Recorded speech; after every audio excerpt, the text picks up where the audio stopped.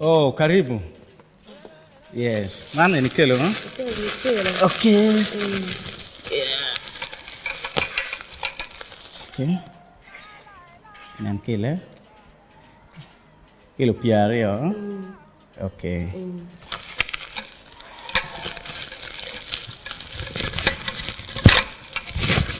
Okay, kacau ibu.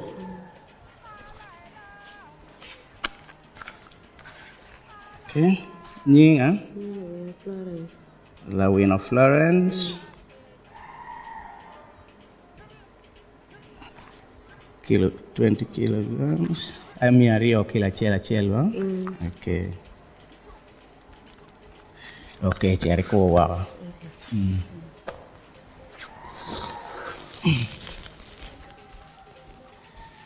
So this is the process we go through when we receive grains from our customers. Here we have both large-scale customers and small-scale customers. For instance, this is a small-scale customer. The reason for weighing is that we want to determine the price the customer has to pay us. For instance, she's going to pay us 4,000 shillings. It's 20 kilograms, meaning it's 200 shillings per kilogram. At this point, we will pour the rice here. So we will have to turn on the conveyor from here. The rice will have to go to the miller. By opening here means the rice starts going. So from there now we'll have to start our machine. So at this point, this is where the hulling process takes place. So this is now where I check whether the husk is really going at the back to the dryer house. So as you can see, this is now rice that has been added value, and it is now clean rice. Another interesting thing is this is where we collect the brand that can either be used by the customer's chicken feeds and sold to give additional income to the customer. Now let me take you through how rice husk from the same rice generates electricity that can either be used to cook the same rice and do a lot of things, give income.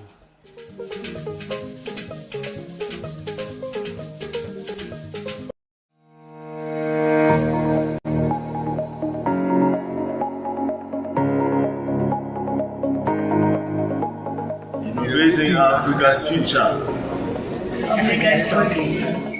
When we first started the summit, the first day was they taught us about UI UX design. That's something you never do at campus unless otherwise. So the project we're working on is designing a UI and a UX of a USSD application. And that would help users always to get current market prices. So that is what we have been doing, and what we look forward to enrolling it shortly after this summit. I've been able to collaborate with different developers and learn more that I'll integrate it in my journey as a junior developer. It has really been so amazing, and me taking part on the very first event has really been so great. So it has been so amazing, and I'm glad I was part of it. My entertaining session was with Sylvia when she was talking about women in tech, and that really inspired me to pursue more. It's very important for junior developers like me and fellow developers out there that if we get a chance to attend these events, we should attend them so that we can get more information from people who are above us so that we can be guided in the right path. The most exciting thing and the session I had during the summit was the first thing I need to talk about this, like meeting C Lady, talking to her content about this thing called Africa is Talking APIs, and the content she was giving us was really so amazing. So the first thing I loved so much about this was getting to meet her and getting to see her, the passion she has for African women and tech. Just really been so amazing, and yeah, I love that a lot. My key takeaway of this summit is to be swift in running projects. However much you have a lot on your plate, you can still run them, whether in a group or as a person. So my takeaway is we need to collaborate, and I'm looking forward to reaching out to most of those devs to see how we can collaborate and work together to build Africa. And I'm looking forward to being one of Africa's, entrepreneurs. And if it is sparks from here, that's really so amazing. Looking forward to it.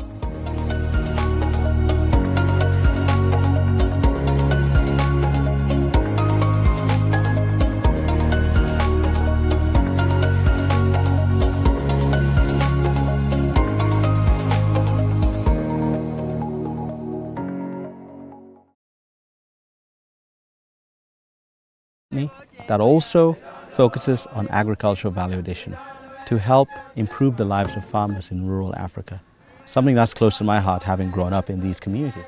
I've lived this, but so has almost every other Ugandan, because 80% of us are linked to the ground through farming. Figuring out how farming can not only be productive for food, but rather how farming can be productive for the entire ecosystem and the economy. How crops once grown can have residues that can be turned into energy to process those same crops and can be turned into that flicker of light that can shatter any shield of darkness, economically, developmentally, and otherwise.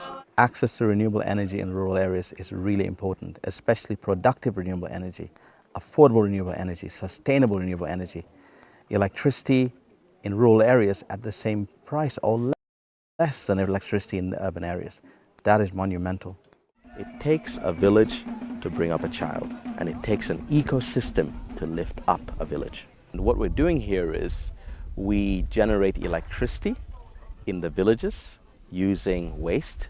That electricity goes to the community to help them light their homes, but more importantly, help them pump water, help them process their crops into high-value products, and that allows them to triple their income. Cooking is also supported by what we do here, because we use some of the waste to actually produce what we call briquettes and pellets. And think about such a method of doing business, spreading across Africa and the world and making a difference in those countries. It is possible to do things the right way and still make it succeed. My first experience when Mandela came in 2000, it was 2020, and they brought us light. That is why we are very happy about Mandulis. And very many visitors of mine who comes here, they cannot believe. Before, the community was using the generator. Immediately Mandulis came, we shifted from generator to power. What do you after 5 years? I'm expecting this one more around. We shall be having more things than this one in this Buddhist. The first time I interacted with the briquettes was when a member from Mandulis came to train us about it. So to me, if briquettes are readily available, the community is ready to buy. Because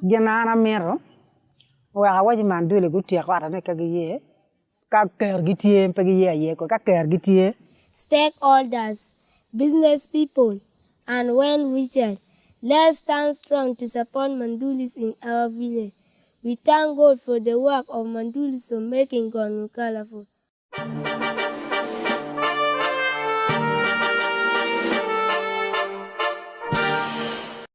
Welcome to the CEO Bench. My name is Eddie Okela, and my guest this morning on the CEO Bench is a businessman, is an entrepreneur, is a philanthropist, and a social activist. He speaks a lot about youth empowerment across Africa and across the continent. And he's been a man around Africa in the oil and gas industry. He's done it all. And he's here with us this morning, or this afternoon, or this evening on the CEO Bench, depending on where you're coming from and which part of the world you're actually watching this program from. Ladies and gentlemen, I'd like to present to you Emperor Chris Baywood Ibe. Emperor, welcome to the program. Thank you, Eddie. It's nice to be here with you. It's quite a very pleasant day, and I'm ready for you. All right, if you're joining us from anywhere in the world, I'd like to bring a very small profile of Emperor Chris to you. Emperor Chris is, like I said, is an entrepreneur and, of course, a philanthropist, a social activist. He is from a state in Nigeria known as Iwusu Awa. Enugu State. Enugu State. So I'm from Enugu State. That's the southeastern part of Nigeria. Okay, let's talk about that. Now that you've talked about it, who is Emperor Chris? Just a young man, little unknown, but known. Like the introduction goes with, and I'm an entrepreneur. I'm a social activist, and I'm a mentor of youths. I've been around. I'm a business guy. I take interest in anything that will make the world safe and better place. I'm a family man with 4 kids, and I'm from a family of 8. I'm the 3rd. So Chris Baywood has been around, like you captured in your intro. Yeah. I've been around Africa, from Western Africa, where I come from, because I'm from the ECOWAS region of the Sub-Saharan Africa. I've been around East Africa. I've been around the SADC region, that is Southern Africa. I think where is missing is Central Africa. So, yeah. And I'll tell you, because I take a lot of interest in Africa because I'm a Pan-African. I love Africa. I breathe Africa. I talk Africa. Wow. Yes. So this is why most of my business interest is trying to, tap the opportunities and the potentials that are in Africa, because I believe that's one of Africa, like I always tell people, is the remaining frontier. So I don't know what I'm going to look for in Europe or what I'm going to look for in North America that they cannot find in Africa. Wow. So this is who Emperor Chris Baywood is. Well, if you're joining us from anywhere across the world, that's Emperor Chris Baywood Ibe talking to us on the CEO bench. He is the CEO and the president of the Baywood Group. And the Baywood Group has offices all across Africa and Europe. And we're going to know, and in South America, I think, we're going to know. North America, and we're going to know a lot more about that on the CEO bench. But we want to start the discussion, Emperor Chris Baywood, from a point of leadership. A lot of people are doing great stuff across Africa, and sometimes those who are doing great stuff across Africa is not known to us. Sometimes we don't know the talent we have, but we have been looking at your profile, and I want to start from a more personal note of knowing you from what is leadership to you and what is self-leadership to you? Well, it depends on where you're coming from. Leadership, are you talking about political? Are you talking about human leadership or human capital? But generally, leadership is being this man that sets the directives, or rather sets the process in motion, a thought-out process, and you follow this process, and you walk your talk, because it's not about, the leadership is not just, okay, this is how we're going to do it, and perhaps you set the process in place, but you're doing contrary. So leadership, they say, starts with you. And so if you want to talk about business leadership, how to go about the business, it has to be seen on the way you conduct your own business. And don't forget that they always say that the greatest asset you have in every organization is human beings. So leadership starts with you and how you interact with the people around you, even in your home. The truth is, if you're not able to lead your home very well, you can't lead anything else. Wow. Yeah, I think if you have a broken home, let's put it this way. If you're not able to manage your home very well and put your home in a good pedestal where everybody seems to be aligned with you, I would doubt it very much if you have a good set of mind to lead any other organization, be it in business, be it in social arrangement, be it in what they call CSO world. So CSO world means the social community social organization. So For me, leadership starts with you. And this is what I have set the example for myself. And whatever I do, I have to do it right. I know the principles that guides it. I know the policies. You have to have the right policy framework. And this policy framework has to be seen to be working according to the way you have said it. And he said everybody along that line, that trajectory, and they follow suit. And then make sure you lead by example. Because one of the challenges we have in Africa that a lot of people don't lead by example. You say one thing and do another. So this is exactly for me leadership. Leadership is that quality you have to lead others, and others will look at you and emulate you and follow you through and through because they believe in you. So first of all, you have to buy the confidence of the people. All right? And this is what I'm saying. If in your home, you can't get the confidence of your children, for example, daddy comes home every time by 4 a.m. and then daddy messes around in the house, maybe he smokes and everywhere is littered, or daddy drinks and is just so reckless with everything. You don't expect your child tomorrow. You tell your child, hey, listen, you must not come back anything later than 7 p.m. He can only say, yes, daddy, I hear you. But do you think he's going to abide by that? Because you're already setting leading by example. Yeah. He sees you come home at 4 a.m. Or anytime he asks for daddy, daddy's not at home. So leadership starts with you. And if you set that example, others will follow you. Wow. Thank you very much, Emperor Chris Baywood. Let's talk about yourself, self-leadership. How did you pick yourself? Where did you come from? Take us back from growing up and getting to where you are today and who you are today. Some people out there may not know who you are today. They just think that you're just a man with a good, deep voice, sound like some movie star. It's like Barry White. His sound is, many people would mistake you to be Barry White. Many people will take you to be, Morgan Freeman. Where is Emperor Chris? And the name Emperor? Well, like I always tell people, I'm a man with different shades of colors. Positive, right? But you can have different shades of colors, but negative. So I think I meet positive vibes, because I've read quite a lot of books that teaches on positive energy and law of attraction. What is law of attraction? You have to love yourself first. Yeah. If you can't love yourself, you can never attract same positive aura. So I learned that over time by reading quite a lot of books. And one of such books I read is, I tell everybody to read that book. Either you read it or you watch it. It's Secret by Rhonda Byrons. It's quite captivating and it's quite insightful.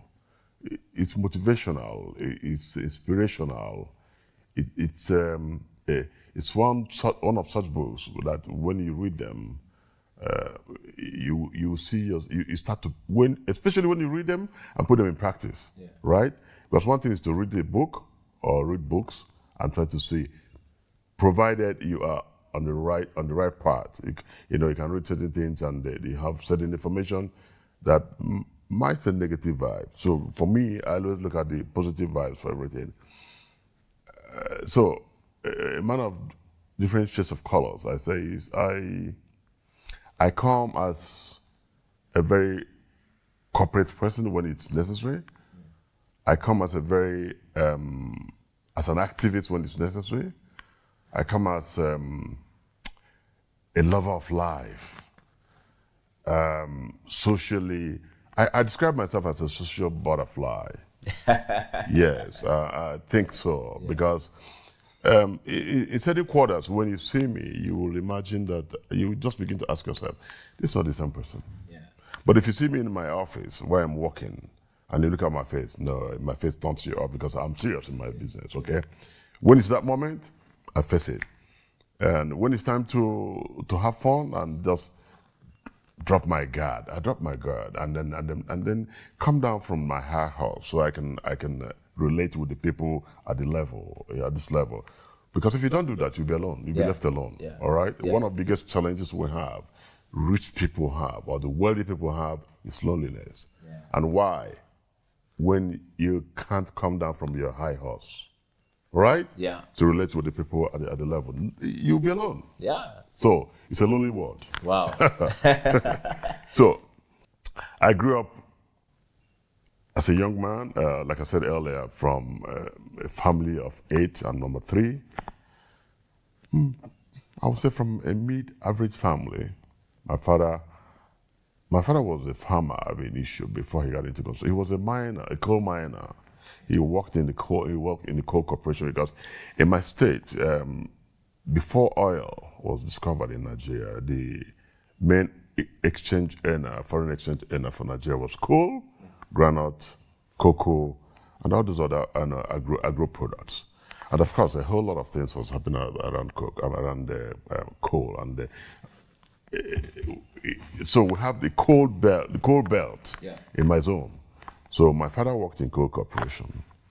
Okay, he understands what it means to be a hard worker. Yeah. He understands principles of discipline, because if you work in such an environment, anything can happen. The next minute you are alive, the next minute you can die because of the accidents or the inherent challenges in the coal mining. Yeah. So he comes across a very disciplined guy. So we grew up being very disciplined children, and that has instilled quite a lot of things growing up. Although growing up as a young man, being the first male child, I didn't know the story of male child in Africa, so I was so treasured. The first were ladies, and by the time I was born and male child, it was like, wow, this is the best thing that could ever happen to the family. So I received so much attention from my parents, and to the point that I almost lost it as a man. But thankfully, there was a turnaround when my father decided to be tough on me. Tell us about my brother. How did your father decide to be tough on you? You were so loved. From what I hear from the literature I've seen about you, you seem to have been a man who has very interesting background. I mean, one would describe as a man who is up, not up, in the middle, is somewhere. What does that mean to you? What was a turning point?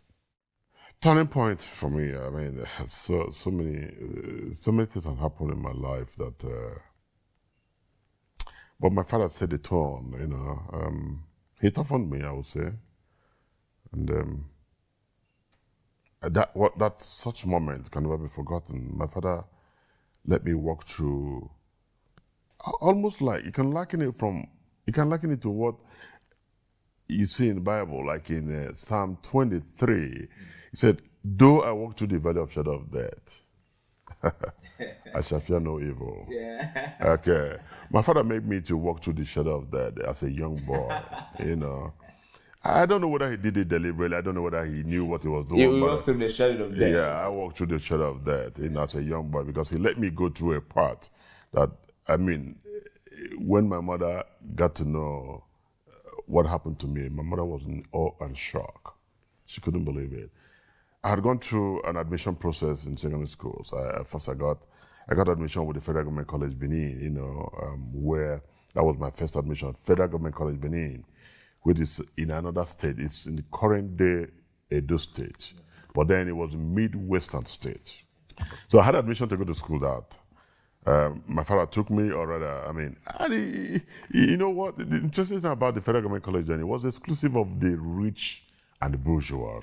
You know what I'm saying? Yeah. The rich and the bourgeois. In the sense of wealth and both wealth, both position, political, political affiliations and inclinations and stuff like that. But my father was not near any one of those. My family at the time, anyway. But you know what? So how did you get? A smart guy is a smart guy. I've been a smart dude from. I've been endowed with a lot of natural intelligence. Don't forget. I think so. Yeah. I've been endowed with a lot of natural intelligence because it comes from my dad. I called my dad when my dad passed on, and I was writing his what do they call it? This is autobiography, eulogy. So I said, he's the greatest philosopher I have seen. Because he was full of wisdom and idioms and proverbs. He will never talk to you without proverbs or idioms, and stuff like that. And he will start with a lot of stories. And you think he's not going anywhere, and then he lands. And you ask him, Dad, well, why are you going through all this? Well, he said, for you to understand where I'm coming from. So,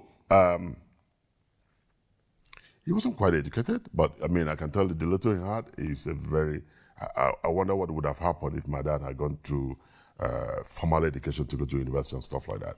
Anyway, so that were naturally imbued with it. I can tell you, both my mom and my dad are quite an excellent human beings, and I will always wish to have same parents anytime, even in my next world. Anyway, that said, so I had this admission into Federal Government College, and it went wild. It went like a wildfire in the community. The son of so got admission in the Federal Government College, and it was like... Was a big deal. It was a big deal. Oh yeah, it was a big deal in the 70s, man. I said it was exclusive of the big people. Yeah. So my uncle then in Lagos came to Enugu. He heard the news and he couldn't hold his joy. He came down to Enugu and took me to Benin again for the next level of admission process. And that next level is written and oral interview, So we did that. And listen, when we arrived in Benin, it was like my contemporary, well, I was there. My other colleagues, those coming for the interviews, were driving in different kinds of cars. In those days, it was Citroen, it was Peugeot, it was Mercedes, it was Ford and other stuff. But we came on a commercial vehicle. Wouldn't that be a dampener to you? Yeah. Wouldn't that make you lose your self-esteem when you walk in from a car park, what we call a motor park, and people are driving in with big engine style, and then you walk in. Yeah. But you know what? You believe in yourself. That's one thing I keep telling people. Believe in yourself first. I had this awesome confidence, and I believe in myself. Yeah. I walked in, had the exam, written, and the oral, because written and oral will form the cumulative result to gain you admission into the federal college. So at the last point, I just asked the guy I was right behind to spell tomorrow. Tomorrow. The word tomorrow. The word tomorrow, and that's why I treasure tomorrow so much. You know why? Tomorrow is pregnant. Wow. You don't know what's going to deliver. Yeah. So you got to look forward for tomorrow. Yeah. And I tell people, it's like what I tell people, the day of reckoning. There's always a day of reckoning in your life. Yeah. That day of reckoning, it will come one day. That day, you will not know. So it's like tomorrow. It's certain that tomorrow will come, right? But you don't know what tomorrow will bring. So this guy couldn't spell tomorrow. And I'm good with English. And this boy coming from Enugu State, and this young boy, not so much around him, had it all done, and so that plus my written exam gave me admission, but for the love my parents had for me, I got that admission, but my father wouldn't let me to stay. Why? Distance. It takes a drive. Then I think it will take you a drive of about 4, 5, 6 hours to get there in those days, right? Yeah. So the distance was for him. I must be close to my son. Don't forget it. Wow. First male born, right? Treasure Island. Treasure Island. To the throne. Exactly. Heir to the throne, right?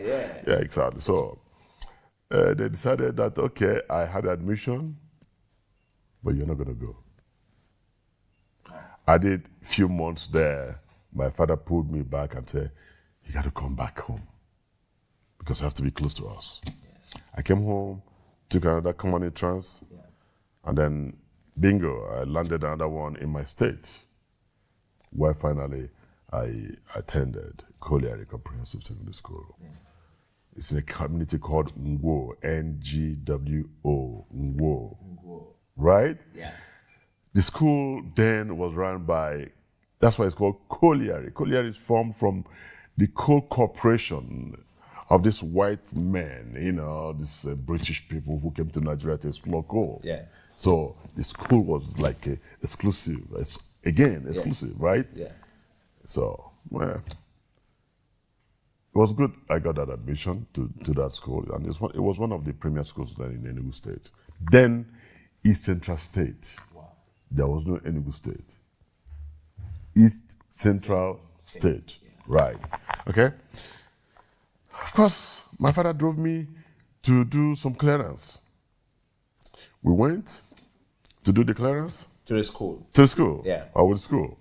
And of course, my father was working elsewhere, not in my state. He was working in another place. Yeah. So, a drive-through, we went to the school, did the clearance and everything, bingo. And they said, okay, I will go with him, so he'll drop me off somewhere. Hold it right there, Emperor. We're going to go for a break. And when we come back from this break, Emperor will continue with his with his story of self-leadership, how the transformation happened, how, he became a man from a 12-year-old man to becoming a man, the turning point of the young man, the heir to the throne. The man was heavily protected. Stay right there. The CEO Bench will be right back after this break.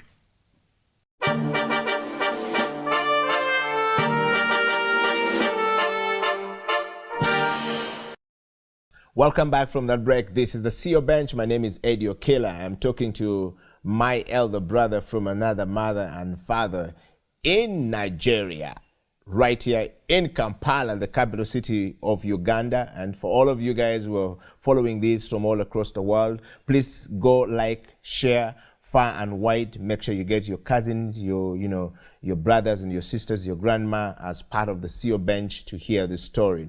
It's a story worth listening to. Emperor Baywood, welcome back to the program. Thank you. Before we went for a break, you were talking about that moment where you had to flip because the love from your parents were too much and they couldn't risk leaving you 4 or 5 hours of a drive in another school, and they brought you back, and there you've gone and visited the school. And we want to know how this boy who was heavily loved by his parents, how a baby was pampered. Most times in Africa, when a baby is over-pampered or anywhere in the world, they don't turn out quite well. But you turn out to be quite different. And the story continues from the school. Pick it up from there, Emperor. I don't know. Anyway, so we're done with the school. I drove with my dad in his car. And he dropped me off somewhere I have never been to. That's why I said it's like I walked through the valley of shadow of death. So you're like David. That is the right phrase. Yeah. I walked through the valley of shadow of death. And my father just said, okay, guy, I'll stop here and I'm driving to my place. I'm going, so I'll leave you here. You see this road? This road takes you to Isuawa. Because my mother was in the village. Yeah. And who are you? Not these days when our kids will look in your face and question you. Yeah. Say, Dad, why should I do that, for example? Who are you to challenge your father? You will receive a smack. Oh my God. He wasn't even there. And my father was just such a strong man. I wouldn't call him a terror. He wasn't a terror, but he dared not. He dared not. He dared not. Yeah. Anyway, he the just said, signs will tell you what correct, the situation will be. Yeah. He said, just walk through this path. Bush path. My guy. I walked through that path. And the story, some stories were told in the folk tales, Yeah. Tales by moonlight, Yeah. So folk tales, when we're growing up, we will have a lot of folk tales. They will be telling stories of how areas are infested with spirits, evil spirits. Yes. People, when you die, like you commit something in the village and you die like that, they will just go and dump you there. They won't bury you. And so it's a evil, kind of an evil forest, an evil. So now I just remembered this could be this way. My God. I was struck with fear. But do I have a choice? What choice do I have? Really? And my father drove off. Don't you understand? So you have to trek this forest and actually get home. I will have to walk through that path. And get home. To get home. Yeah. That was the toughest moment in my life. How old were you? Maybe about 12 or 10, 12. That was the toughest moment in my life. A young boy, treasured boy, pampered boy. And this man left me The one they here. would never allow sit down alone. Exactly. I walked through this path. Walking through this forest was so calm, but for every little move, I'm like, okay, yeah, the moment has come. This moment has come. Yeah, they're going to devour me now. Yeah, I would just freeze. Yeah, I would just freeze and start tiptoeing like they shouldn't hear my footpath. The height of the moment was when I saw a man walking opposite direction. Yeah. Eddie was like, wow. Okay, now I'm going to be like a mincemeat. This man is going to make me a mincemeat. I wouldn't know whether it's a man or evil spirit or a ghost walking around. Or just a normal human being. Don't forget, or just a normal human being. Because don't forget that this area was described as a place where they just dump people who die some unnatural death. Oh God, I said, okay, I'm going to be devoured today. And I was like, I started panting. I was panting until we crossed each other and I greeted, "Good morning, sir." He said, "Good morning." He didn't say anything. He just walked across. And I'm like, is this true? So when I walked a little bit, I turned back and he was still walking. He didn't disappear because to me, he would disappear. Yeah. You know, the ghost. Yes. The ghost would disappear. And he didn't respond to you when you say good morning? Just, good morning. Yeah. But that was like, so the moment I walked past him, I had to run. It took me, I would say it's a walk of about 2 hours. Yeah. So you know the distance. Wow. It's a walk of 2 hours until I got home. My dear brother, that was a turning point of making this guy who was like a lily gel to be, to start becoming a man. Yeah. And when I got home and I told my mother this story, my mother passed out and said it was murderous for my dad to have done that kind of, to have taken that kind of decision. But anyway. And I know that in Nigeria, that can be such a very, we watch in Nigerian movies and how they can express some of that moment. Oh yeah, it was a moment, my mother couldn't just, I say she passed out in awe and shock, how my father could do that. I have never been anywhere on my own. That was the first time. And only for me to be left alone to do that work. Yeah. So, what's the book written by Nelson Mandela? He said it's Long Walk to Freedom. The Long Walk to Freedom, yes. The long Walk to Freedom. So you felt that was the long walk to freedom for you? Yeah. Long Walk to Freedom for me then. Yeah. I think I did it before Nelson Mandela.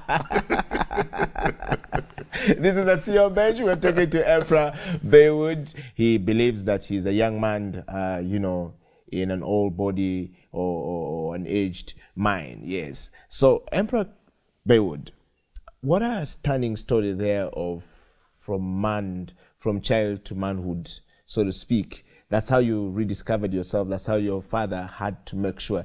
There was wisdom there, though. I want to take you straight, Emperor, to some really very interesting question about, life. And a lot of us see people like you, and sometimes we're wondering whether we really understand you or not. You are now, been through that school, done that, and after that school, where did you end up? Well, after school, I had to move to Kaduna because my brother, although not the same mother, is my first cousin. But because of how we relate in the family, we have nothing like cousins. Yeah. It's brother, right? My brother, who has been in oil business, he's been in oil and gas. So they built Kaduna Refinery. Yeah. He was one of the major proponents of Kaduna Refinery with a group from Japan called Chiyoda. So, done with the school, of course, that school, that's another kettle of fish. That school is another school that is a school that really prepared me for the challenge ahead. How did it prepare you for the challenge? Oh, yeah, I mean, that school was like almost a congregation of retired, or I won't say retired, defeated soldiers of the Biafran War. We had this fratricidal war in Nigeria, Biafran-Nigerian war that was between 1960 to 1966, or about. Yeah. So the war ended. Thereafter, then there came normalcy in Nigeria. So I didn't see the war. I was a very young boy. You know, I was born during those periods. You know, so I went to school, and getting to that school, the war had ended, and all those who left army after Nigeria had defeated Biafra, and a lot of our guys who were in the army then found themselves in that college. Dear brother. Yeah. No problem now. That was another working to develop of that. Those Biafran soldiers. Yes. Some of them were having shelling shock. You know what shelling shock? Yeah. Because of bombardment of mortars and stuff and shellings. You know what? They're already having issues with their hearing. They already had hearing issues. Right? Yeah. And they were military in the college. Soldiers in the college. And here comes this young boy at the school, amongst others. Anyway. Yeah. Yes, I think I went to a military school. Literally saying that the school was more like a military school. Yeah. So you were drilled, you were punished, you were living a regimented lifestyle, you had people or masters that you serve, and God bless your soul, if you don't serve them well. If you don't do well. Yeah. The punishment, the drill, a lot of us couldn't stand it.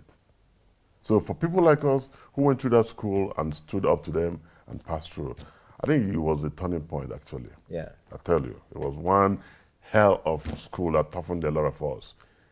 Smoking in their hemp was just like drinking water. And this is when I know that I'll be a good boy, because I did it once, but I was walking in the air. All the time. No. When I tested it, when they make you to smoke in their hemp, right? Yes. So one time I did it, I was just floating. I was like somebody in the Mars. Yeah. You know, if you see the astronauts, how they float. Yes. This is where I saw myself floating. Yeah. And that told me that this is not a thing you can continue. That's one thing that I learned out of that. I had to cut. I couldn't proceed. Anyway, that school toughened me, and it prepared us for the launch pad. Yeah. It was a launch pad for us, actually. Yeah. Those of us who went to the school. Yeah. A good number of us became useless. A good number of us, people didn't know they would turn out to be good people. Yeah. But I'm pretty happy that a good number of us are doing pretty well. And one of us today is the country director, head of UN in Rwanda, and many others. We have a lot of them in Army generals. Yeah. You know, and I'm happy that my father took that decision. If I'd gone to the other school that is meant for the bourgeois, children of bourgeois, perhaps I may not have turned out the way I turned out to be today. Wow. And again, hindsight, I thank God that my father took that decision. Wow. Talking of that, Emperor, let's look at, out of that college, how did you end up in the oil and gas sector? Which university, how did you launch yourself into that? You could have gone back and, continue with the mining like your father was doing. Most times parents raise children to go back to what they're doing, but you turn out different. Can you just share that, your journey into becoming an entrepreneur and later on as an, philanthropist? Yeah, so I left school and then I had to go to Kaduna to meet my brother, and then of course to apply for my US visa. Because I was heading to the US. Down the line, it wasn't coming pretty easy, so I had to set up. because in school we were involved in a lot of things. We did artisanal work, we did music, we did dancing, we did arts, we did construction. It's more like a technical college. Yeah. So we had all manner of things. So I learned a lot in that school. It's a technical. So you had the opportunity to go to workshops. Yeah. That's again what I'm talking about, skill acquisition, right? Yeah. And once you acquire the first skill and passion, you never leave it. It becomes part of you. So I acquired a whole lot of skill while I was in school. So while waiting for this whole thing, I decided to set up something like a studio, a music studio. So I set up a music studio while waiting for my visa, and I became a DJ. You know, of course, in those days, we were doing LPs. You know, LPs, long play. Okay, so not these days that you can just do MP3, download music, you know, and online music and stream, blah, blah. It's LP, man. It's gramophone. You just put it and it's playing with a kind of makeshift, what do you call it, loudspeakers, built locally, you know. So, and then I would go and be blasting my music, you know, entertaining people. So I've been. So I was a DJ, man. So it's a passion that has not left me because music is part of me. If I'm not doing anything, I'm listening to music today. So I did that for 1 year, and I tell you one interesting thing that happened. During that time, my brother, like I said, my brother is being an oil mogul amongst many others again from my community. So we always envy them, how they make money, how they spend money, the things they do. So when I was giving money to go for my visa, some guys approached me. I don't know how they knew that I got money. Oh God, that's another thing again. Some guys approached me. These guys, they call them money doublers. Do you know that? I don't know if you have anything like that. They're the money doublers, yes. We'll double your money. We call them your money gamblers. From nowhere, these guys appeared to me and said, listen, don't worry. If you give us that money, we'll make you get richer than your brother. You don't know what your brother is doing. You think he's doing oil and gas? No, this things you do, but the people making him rich. So you become richer than your brother. Wow, I said, really? Good at 10. I decided to use my money for the visa to go and double. So I can become richer than my brother. I was already planning how to buy a Mercedes. I'm going to teach my brother how to make money. Because my brother was already driving Mercedes at that time. Can't you believe? I was already, okay, I'm going to teach my brother today how to make money. Right? He thinks he's rich. I'm going to tell him. So I gave them the money. I think about 1,000 of our naira at that time. Oh, the guys were so excited. I didn't see my money. My money was gone. To this day. And so on this day, this guy took me to a place and said, just sit here. We're going to prepare your market for you. They call it market. We're going to prepare your market for you. Then we're going to give you this money. But don't forget, at the first time, they gave me some little notes to go and change.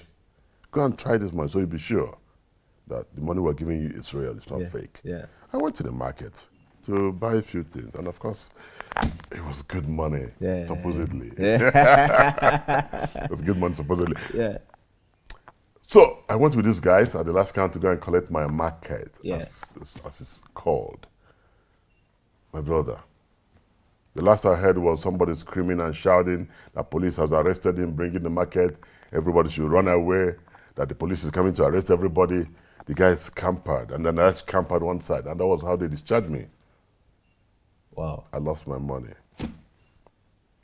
And did you go back to your father to ask? I went to I was devastated. I didn't know what to tell my brother. I didn't know what to say. So information got to my brother somehow, and my brother called my dad. My dad came.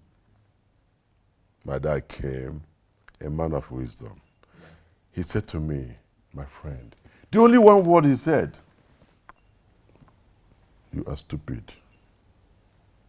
Somebody said, give me 1 naira. Let me give you 2 naira. Don't you think? You should have told the person, why not make yourself rich? Why make me rich before you? Why don't you double the money and make the money yourself? The life of a philanthropist, the life of an entrepreneur, the life of the man who is now the CEO of the Baywood Group, that we now know in Nigeria. What a story. Emperor, proceed. So... Your father says you're stupid. My father said, you're stupid. My friend, you're stupid. He didn't smack me. He didn't beat me. He didn't scold me as much. But my friend, you're stupid. You want to double money, right? Yeah. So the person loves you more than himself. Should have doubled the money and make the money himself. It's stuck here. And that's what I go to everywhere. Man, when you're making a business proposal to me, I'm looking at you. Till tomorrow. Yeah. Till tomorrow. It's like my sixth sense. I will always remember that word. You're stupid. So, anyway, so he became a guide and he set the tone for who I am in business. Then I went to school eventually to Yugoslavia. Yugoslavia is, of course, Soviet Union and all this Republic of Russia. Of all the places, you went to the US and you ended up in Yugoslavia. I didn't go to the US eventually. I ended up in Yugoslavia. Yeah. Of course, before I worked a little bit with my uncle again, who had one of the biggest construction industries in my state. So I assisted the quantity surveyor, who was then in charge of his company, you know, in charge of cost estimation, cost valuation, and cost evaluations. You know, so I gathered a bit of experience working with them as an intern, because that's one thing again you have to intern. I believe in intern a lot, because if you do intern, that will stimulate your appetite and your skill and interest in everything. Yeah. So doing that job as an intern, you know, sharpened my appetite and the skill to want to study it. So I eventually went to Yugoslavia to do to study quantity surveyor. I was there until the war broke out, you know. Anyway, so we lost it. I came back to Nigeria in 1987. Okay. And that's the beginning of Baywood Group. Wow. Let's talk about Baywood Group after this break. We're going to take another break, and when we come back, Emperor Baywood is going to be telling us about the Baywood Group. What really happened? How did it start? You've really gotten some part of the story of it is not easy to make it in life, and he's made it. So the question is, are you ready? The CEO Bench brings you people who shares their story of where they have come from, where they are going. If they're on the top and they're coming down, what lessons do we pick from there? If they're down and going up, what lessons should we pick from them? What are the lessons that we can pick from there and we can use for ourselves? Stay right there, I'll be right back after this break. This is the CEO Bench.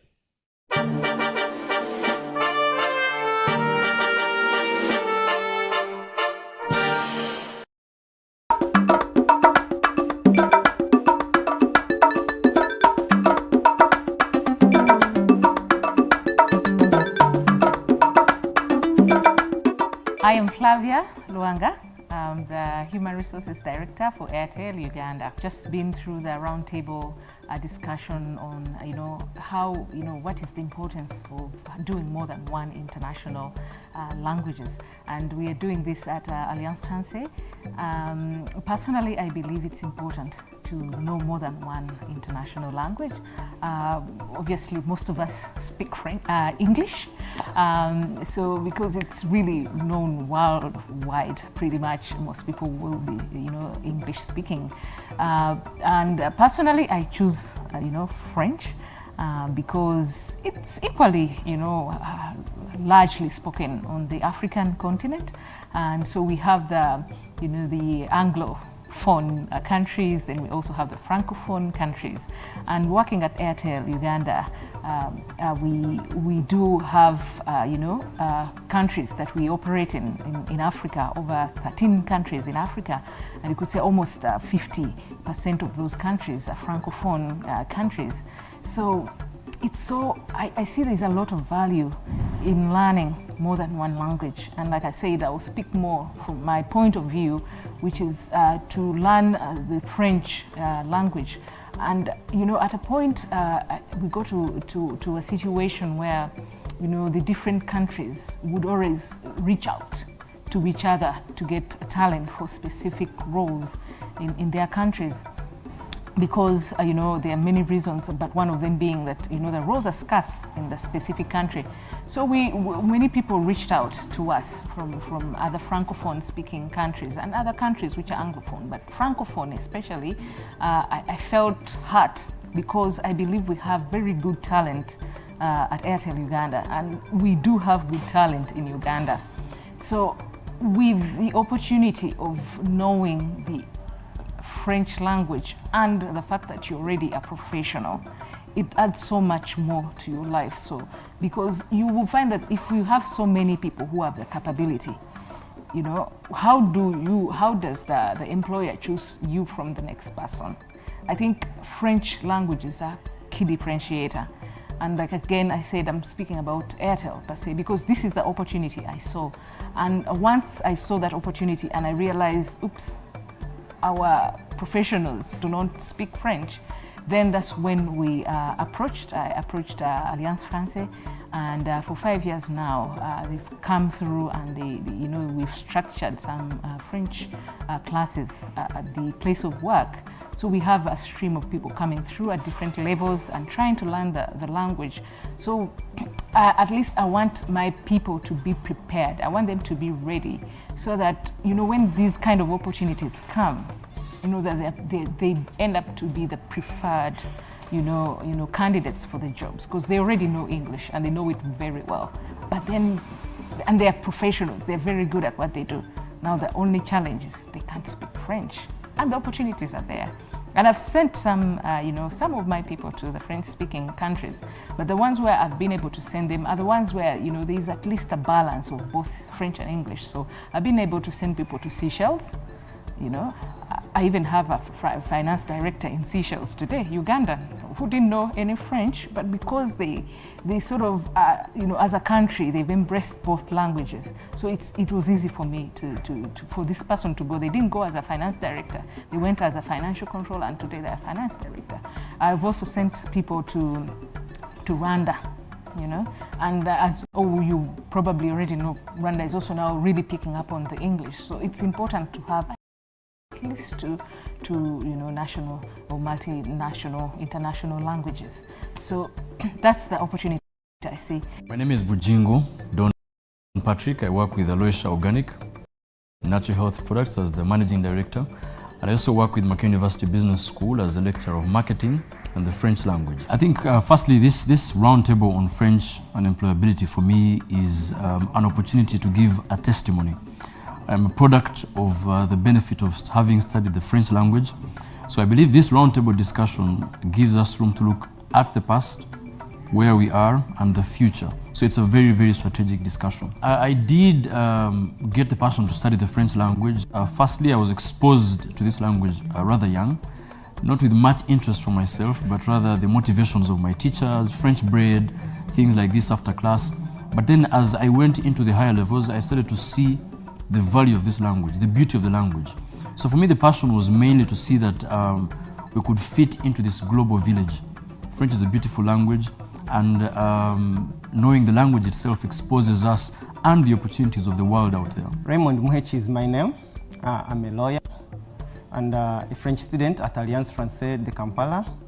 I'm very much interested in French, and I love the French language because of the opportunities it presents to not only my profession, but also to the people I work with. I'm a lawyer, and my work is mostly into international law, as well as in Uganda. I do private practice in Uganda as well, in addition to the international work I do around the world.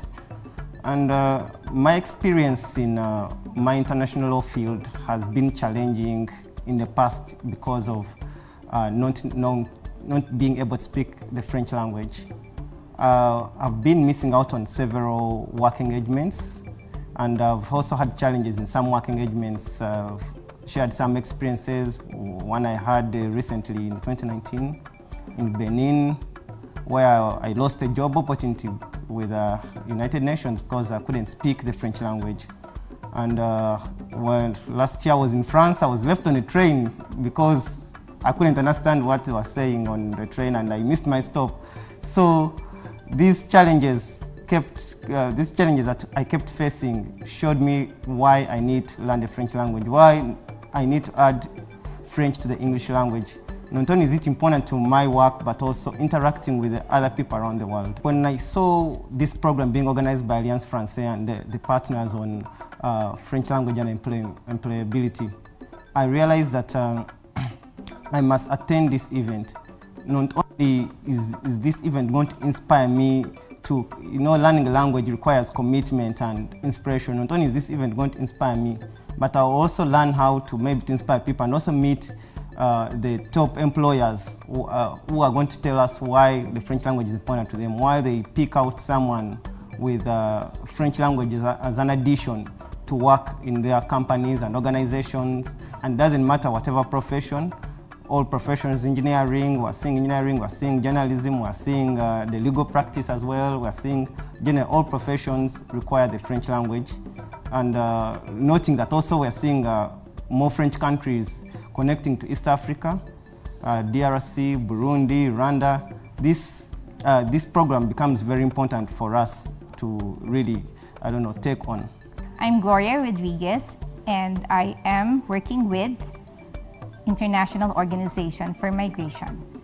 I am the Human HR Resources Officer here in the IOM Uganda. I already mentioned it in the panel or discussion. You see, as International Migration Organization, we are very open to diversity, and our job deploys us in different countries all over the world. So it's important that when you as an IOM staff member get to become an international officer and you're assigned to a certain country and it speaks French, and you have to have that language skills, which is French. And as I mentioned also a while ago, I was surprised that in Africa, the countries speaking French is so many compared to the European part. So that's why we require ourselves to learn a second language or a third language if we can, as much as possible, because you really have to blend in the culture, and language is the key to the culture of the country. So yes, that's why we require them. They have to speak the language where they are supposed to be. My name is Walimbwa Teddy. I currently work with Stanbic Bank as a consultant in the call center. I've been working so far for 3 years under Stanbic Bank, and proudly to be a member of Alliance Française, the French club. It hasn't been long, but I'm proud to be one of the members. I did French part of my university program, but it was a compulsory course because I was studying with the Missions of Africa. So because they have French programs, they have English programs, so I had to do French. So I did French for 3 years during my social sciences bachelor's course. And then they sent me to Congo for 2 months to have an experience in speaking French and listening besides the classwork. And shortly they sent me to Burkina Faso for 4 months. And I did intensive, it was an intensive program, but it was more of past work, like interacting with people, of which it helped me so much. Because if I didn't have the knowledge of French, then I wouldn't interact with the people, I wouldn't get information from them, and I would feel it difficult to fit in the community. I also picked up a lot more from the other speakers. I picked up a lot from the people who are, the students who are seated on the floor. And you see, there's a lot of opportunity. So the question is, why do I have to learn French? For me, the simple answer is, you do not know what you will stumble on. You just don't know. When I hear that, the kind of testimonies that came through, you realize there's, you cannot even put a number to the opportunities. There's so many opportunities. Some we know, some we don't even know, but they are there. So just learn the language. My name is Magali Losange. I'm the head of courses of Alliance Française Kampala. I would say first of all that was a direct answer to a request we heard a year ago So a year ago, we met with a couple of teachers at Chambogo University, and some of the head teachers asked us, how can you create more awareness on the specific job opportunities offered for people who can speak French? We thought about it. We realized that instead of having French teachers telling them the full story, it would be better for us to meet employers and employees who are already living this idea that with French, you have access to more job opportunities. So this conference was an opportunity to listen directly from the people who hire people speaking French, but also from the people who already speak French and are using this skill for their professional career. Yes, I think the French language has come in fundamental for me as one, primarily as a French teacher, being a lecturer of the French language in Mackay University Business School, and also being a marketing lecturer. Now, this helps me fuse the experience that I've seen in the French world, because I had a chance to do my master's in France, in one of the top cosmetics brands in the entire world, called L'Oreal. And for me, this was an experience to see the marketing angle at a global perspective. And at the end of the day, I picked this experience to share with my students. And how this also now taps into Aloysia Organic is that we want to tap into this global market. How will you tap into the French market when you do not have any chance to speak the French language, for example? So meaning our products can be able to reach the French-speaking community, the Francophone community in Africa, and this is the future really. Today, this language is becoming an official language in the East African community. I'll speak, yes, from a human resource, but there's also a business angle that I picked up here. And I was like, okay, this is something I'd never thought about. From a human resource perspective, obviously, like I said, I've seen so many advertisements from the time I started, looking out for a job when I just left university. There's so many adverts I've read and they say French is an added advantage. Je m'appelle Raymond Muhechi. Je suis avocat international ici à Kampala. Aujourd'hui, prendre employability en langue française. Pour prendre langue française, practice. I would like to think that the students realize that there are so many opportunities. Usually we think about the most obvious ones, such as, of course, French teachers, translators, but they realize that the French can be this little extra touch. So as long as you have a specific education, French will open more doors for you, but it can come along with so many different skills, and it can be used in so many different sectors. So the main goal of this gathering was to inspire and to put a light on all the different opportunities. From the HR managers, I hope what they realize is that there are already a lot of people who can speak French in Uganda. And on my side, the idea was, okay, how can we do more moving forward? Je m'appelle Flavia Luanga. Je suis une étudiante de langue française depuis 5 ans.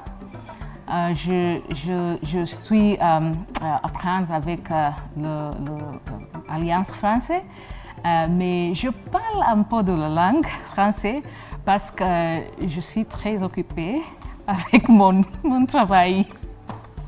I'm Flavia Luanga. I'm a student of the French language. I study at Alliance Française. I speak very little of the language because I am too occupied with my job. So I intend to start taking up, classes, online classes. I intend to read French written books, and I want to also get into the videos, do movies, simple movies. And then I also want to join the French club here at Alliance Française. So we were sharing quite a bit with Magali and the director on some of the things they could do, given my experience, someone who's been loving the language and learning the language. So I shared with him some of the few ideas I had that could probably help, people like myself. My name is Guy Maza, and I'm the manager of this research center of Alliance Française, which is also called Library, which happened to be the biggest resources center with French and Francophone resources.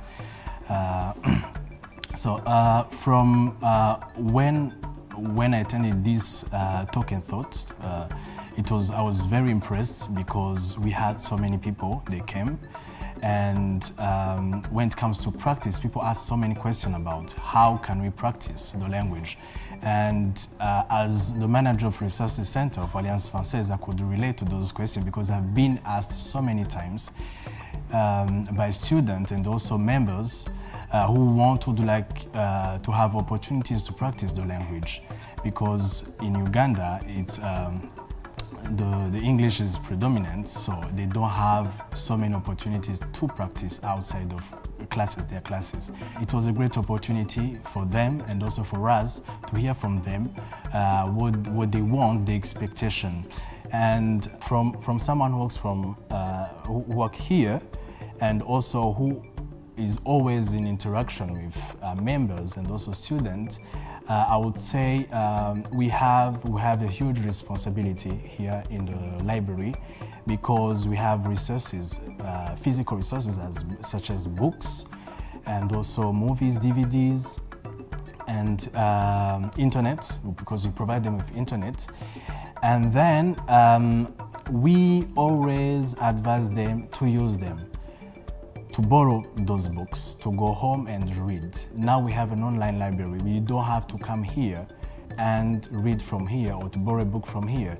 We can create an account for you and you go and you practice from home. And then for us, the library provides them with so many resources in French, yes, physical but also online. And also we have activities which help them to practice the French language, such as French Club, which is an opportunity for students and members to share and to speak on different topics in French. So it's time for those student members, they're francophone, they're anglophones, and they meet and they share, they help each other. Yes, and also we have other activities with different purposes, but the main goal is to help them to practice French. First of all, I would like to say that this is something we hear very often, and that's why we try on ourselves to be more flexible and to really adapt to the schedule of these busy professionals. One of the things we've done is to provide classes online, so someone doesn't have to come to Alliance Française or doesn't have to wait for a teacher to come to their office to learn French. So that's the main innovation, I would say. And then there are also many other ways outside of Alliance Française to take advantage of any little time you have to improve your French. Whether, again, we're talking about watching a movie, it doesn't look like you're learning, but you're actually learning while you're watching a Netflix movie. There are a couple of different apps. I would talk about Duolingo. That's another quick way to practice. So the most important thing is to make sure that you don't give up. Maybe you feel like you're not doing so much, but you're actually doing enough to keep on practicing and being exposed. Of course, classes will help you to get a proper grasp of the language, but as long as you keep on trying to find a way to practice, you're good. Bonjour, je m'appelle Magali Losange, je suis la directrice pédagogique de l'Alliance Française de Kampala. Et l'une des choses qui m'a le plus marqué aujourd'hui, ça a été le sourire du public, l'enthousiasme du public en découvrant toutes les opportunités offertes à ceux qui parlent le français. Donc merci à tous ceux qui sont venus aujourd'hui au Talks and Talks French and Employability. I say that one of the things that I really enjoyed was to see the smiles and the enthusiasm of the public who was able to discover all the opportunities offered for people who can speak French. Thank you very much to everyone who came to the conference today.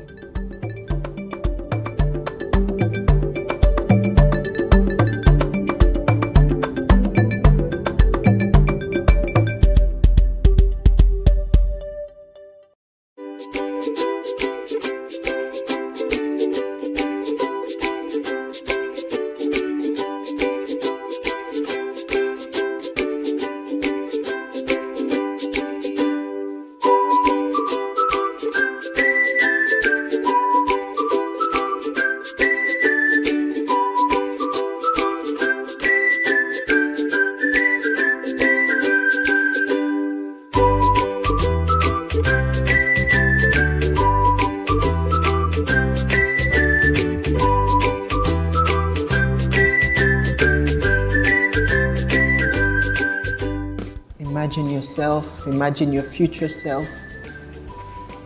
Imagine the road you want to take. Imagine the house you want to build. And when I say house you want to build, is who you want to build yourself to be. Just imagine. You can even touch your heart, because that's where everything starts. Imagine. What is it that you want to change? Is it about how you are interacting with your parents? Is it about mental health, by the way? Just take 1 minute, just 1 minute. Just imagine. Your thoughts are just so many going. I'm not good enough. I'm not smart enough. I'm not, so many ways you talk to yourself, and you become your worst enemy.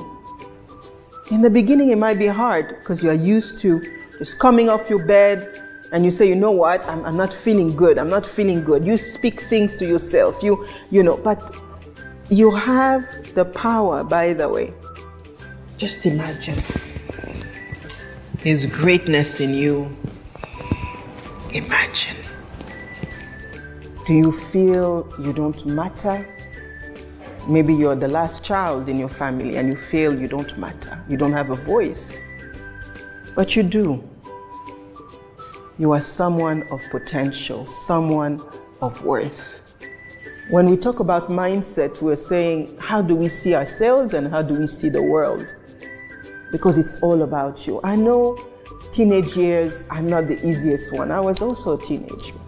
So equipping you to see things a bit differently.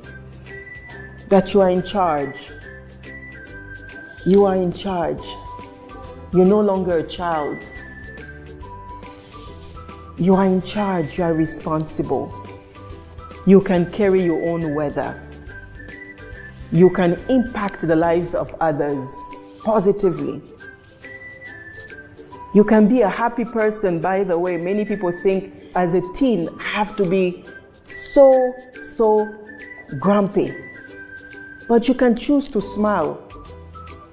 You can choose to get up of your bed and say, you know what, I'm going to be happy today, regardless of what's happening around me.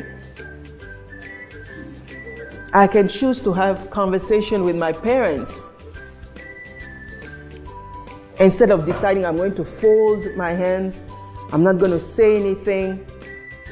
So this is really why we are here, to grow. I'm also here to grow. So I'm hoping in these 3 days that we will all learn from each other. So let's do a quick check-in this morning. So you are here, you are taking the 7 habits of highly effective teens. I hope you all know that this is the course that you are taking. It's a 3 days course. We will make it as interactive as we can. But we need you. We need you because it's a dialogue. It's a dialogue. It is a time to share. It's a time to grow. I as a mother, I as a parent, I as a sister, I also have areas that I want to grow. So I need you. The reason why we do this wisdom circle is that every one of you has wisdom. So 1 is being proactive, taking initiative, being in charge, and saying, I'm in charge. I'm responsible for my life and where it's leading me to. Number 2, I want to start with the end in mind. So where do I see my future self? And then you walk the path for it.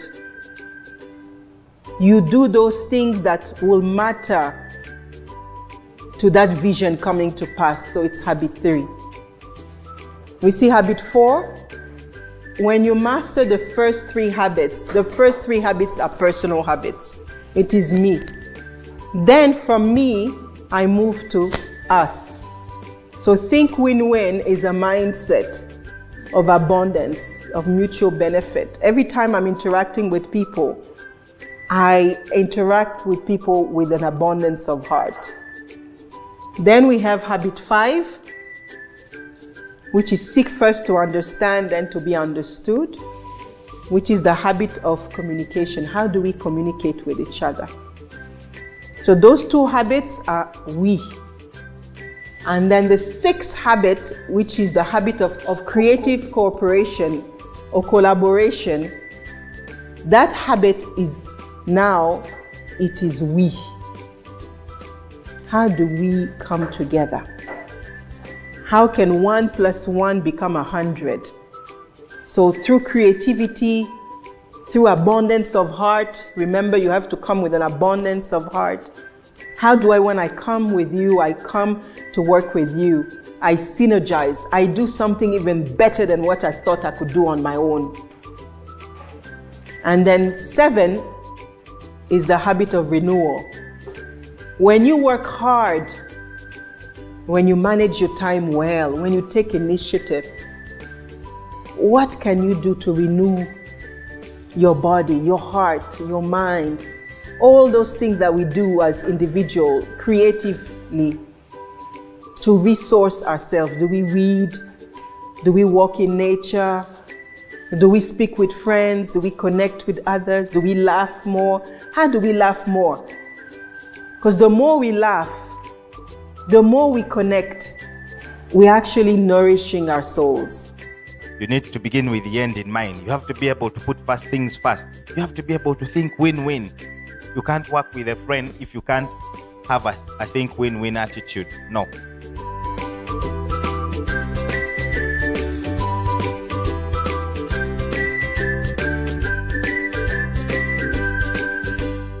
What is your highlight for that day? One is always have a state of mind on when to say yes and on when to say no.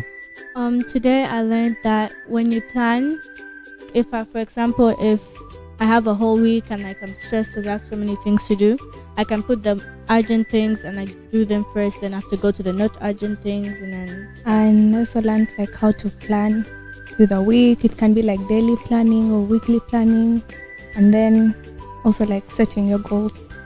You have to be a good listener when someone is talking. And also I've learned to decide after having that courage of saying no when I'm meaning it. I need to prioritize the big rocks, the important things, before the smaller things that aren't that important. And then what falls in quadrant 3 or 4, you can push later because it's either not urgent or not important. What I learned was to try and create a win-win situation so that everybody's idea would be included in some sort of path or participation. For me, I came up with this. I will influence those around me, be kind and compassionate to get people to have diverse mindsets and a great sense of independence. The top of one mountain is the bottom of the next, so keep climbing. What I'm basically saying, today they have given you the best 3 days, but you probably look like you're on the top. Keep climbing, because when you're on top of a one mountain, you see the bottom of it. It's very easy to fall back. In other words, it's very easy for us to forget about these 7 habits of highly effective people we've learned and go back to our old ways of doing things. Not so? I summarize this for you by saying something very important. When people were speaking here, never forget to be confident when you have a chance to speak. No one will ever tell people anything better than you can tell people about yourself.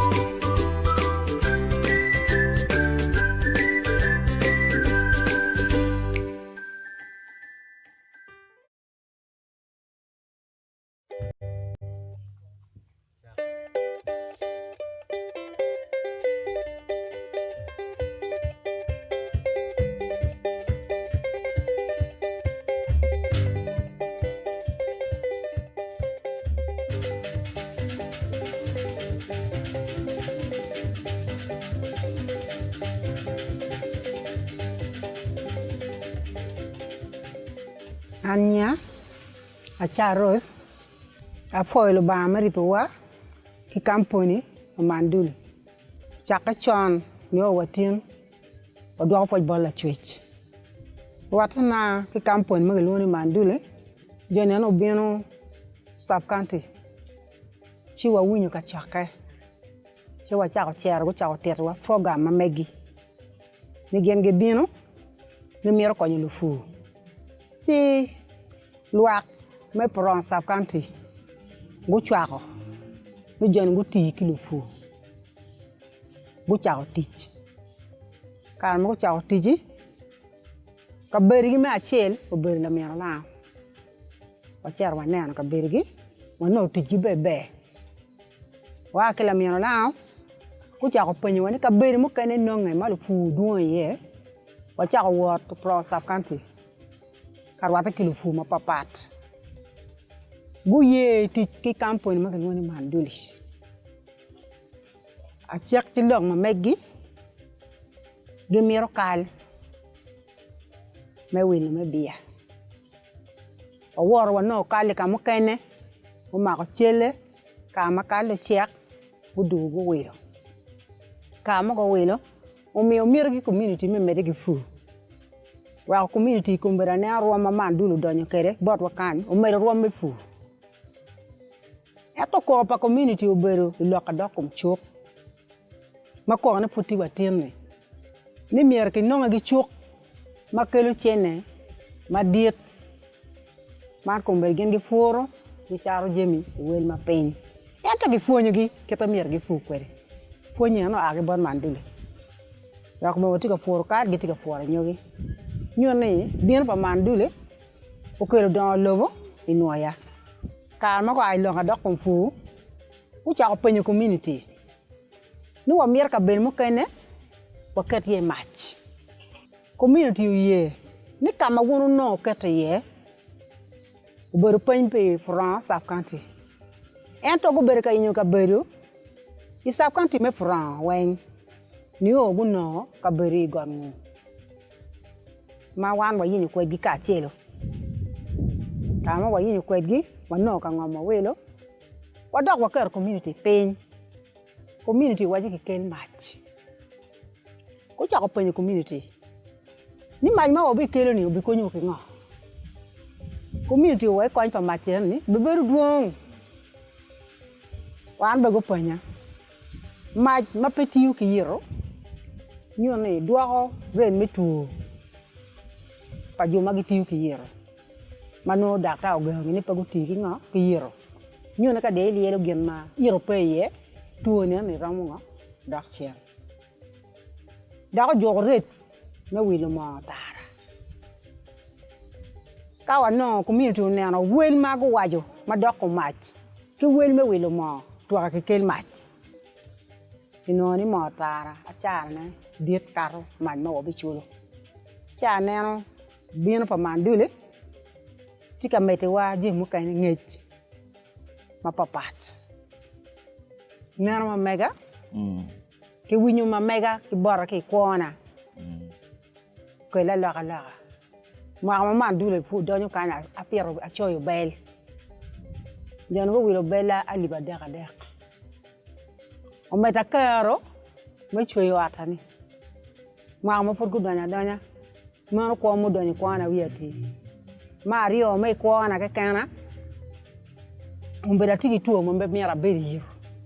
Awana asima tikere position kitimo tamia yero buke la mat kumbera dia eni wana la ke kona chat an chara guardia na ki arkana cher ke churi mai ti chuk baram chato u chawa beach nyuru chene ma wano tiano no ni konyo wa kamo bireme pen ka no machipe chawa cheni wa ki chuk ento kumbera ma machiti wa chawa beach chawa ngwa no politika chat darba na o kela la romber pro sap ka bien pro sap kan ti wen eto kama mati ye ana la ane dit bugi dukan o mer gramo chat pe ru ki light ni mat nyona la antika donyo boy ko gi pen no ko ma yo dukan ma ko gi chat ka torne mati began wal ku ta neno ala ma man dulu kele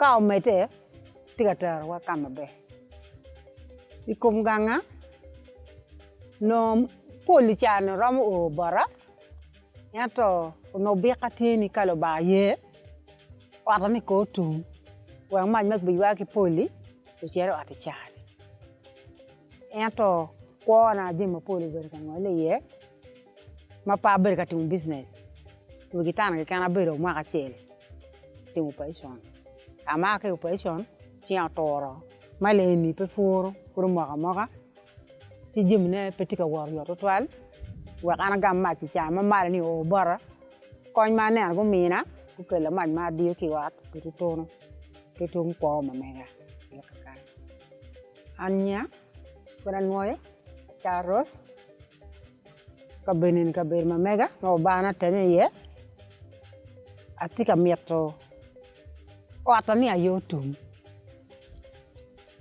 pe be konyo family wen me dongang ma mega ati ti ka ma lach pa cha ke kan ki kem ka ma dan rio kan wen a bere naga a bere si tu ma chalo la kan li ma megi adu kan ke me de ki yera la kan lim pe paromo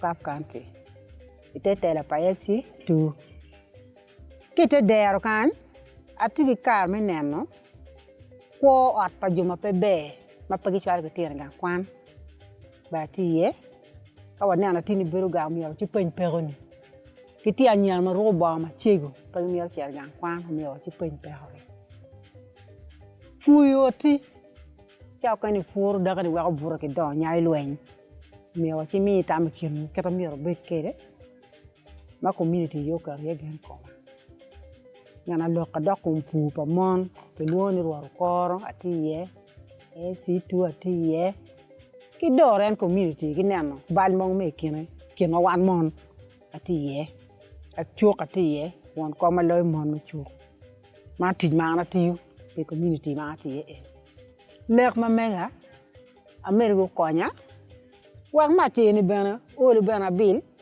kita wa kere kanyi bo le ata en poli bo chu di kala wa ba neni jima ber ka jenga yeni o konya.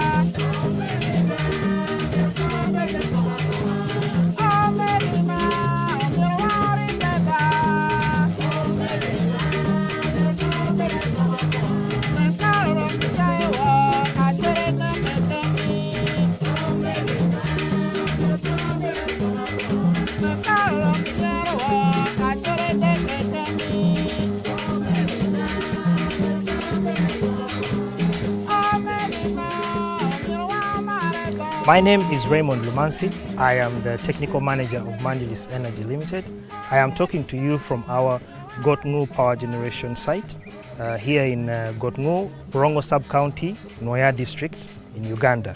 After the farmers mill their crops, we collect the residue using the electric vehicles, which are actually charged here at the site with our renewable energy, and we utilize them in this machine, which is a biomass gasification plant.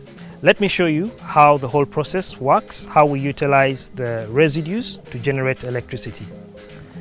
So this is the plant, as you can see. Over here we have a reactor where the biomass is fed and partial combustion occurs inside here to produce a gas which is combustible. Now that gas is called a producer gas, and it is that gas which provides the fuel for this plant. The gas is sucked out of the reactor by this venturi system. The venturi system does that through a water circulation. As you can see, we have a pond over here that circulates water through the venturi system, which creates a pressure that pulls the gas out of it. In addition, it does cooling and cleaning of the gas. The gas is then moved to a cyclone, and as you can see, the gas enters at a lower level and exits at a higher level. This has the effect of letting the heavier particles settle down, and they can be removed through this valve after operations. The lighter particles, however, move up and they go to this combined filtration system. This system essentially has got 4 chambers. It has a coarse filtration chamber, which is filled with charcoal, 2 fine filtration chambers that are filled with rice husk, and a cloth filtration chamber over here. After this phase of filtration, the gas is moved to what we call the square filter. The square filter is essentially a series of cloth filtration. Now, once the filtration has been done, the gas is now clean and cool enough to be moved to the engine.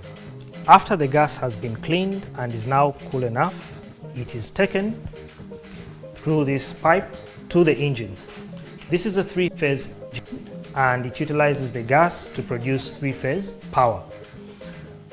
When the power is produced, you can see it is then stabilized by this machine. This is a power stabilizer, and is distributed through this main distribution board to the different loads on site. When the generator produces the power, it is stabilized by this stabilizer and then taken to the distribution panel, which connects to the control room where it's connected to the various loads. One of the major loads we have here is the non-carbonized briquette machine, and this is an anchor load at this site, and it is used to generate non-carbonized briquettes that cater to the Gotnu community cooking needs. On this site, we have got a total of 50.3 kilowatts generated. The biomass gasification plant produces 32 kilowatts of this 50.3, and the solar produces 18.3 kilowatts.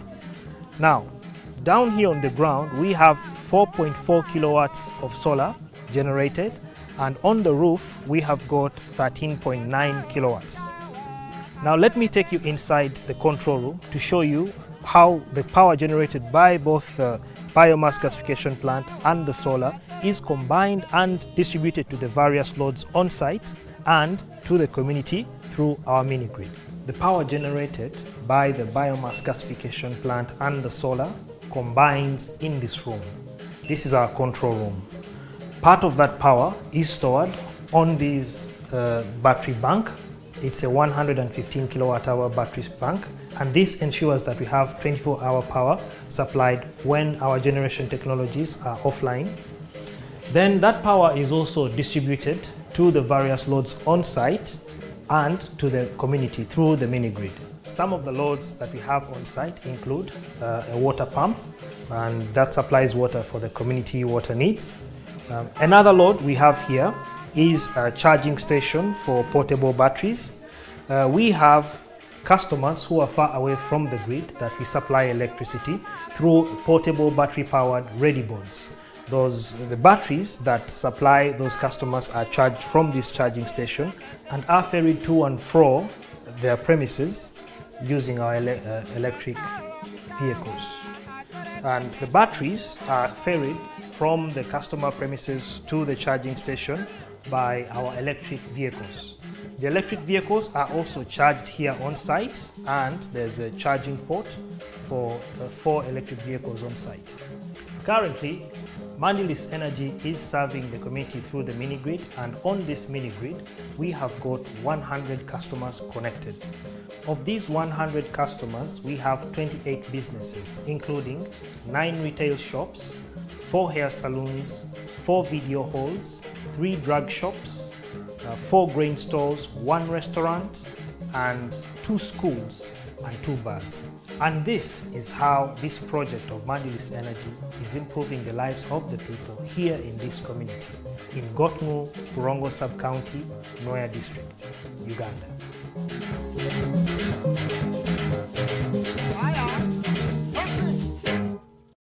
From the secret places of Orient in Africa to the modern masters of developers in Africa, here comes an alluring summit of 2024. Welcome your neighbor to the Pearl of Africa.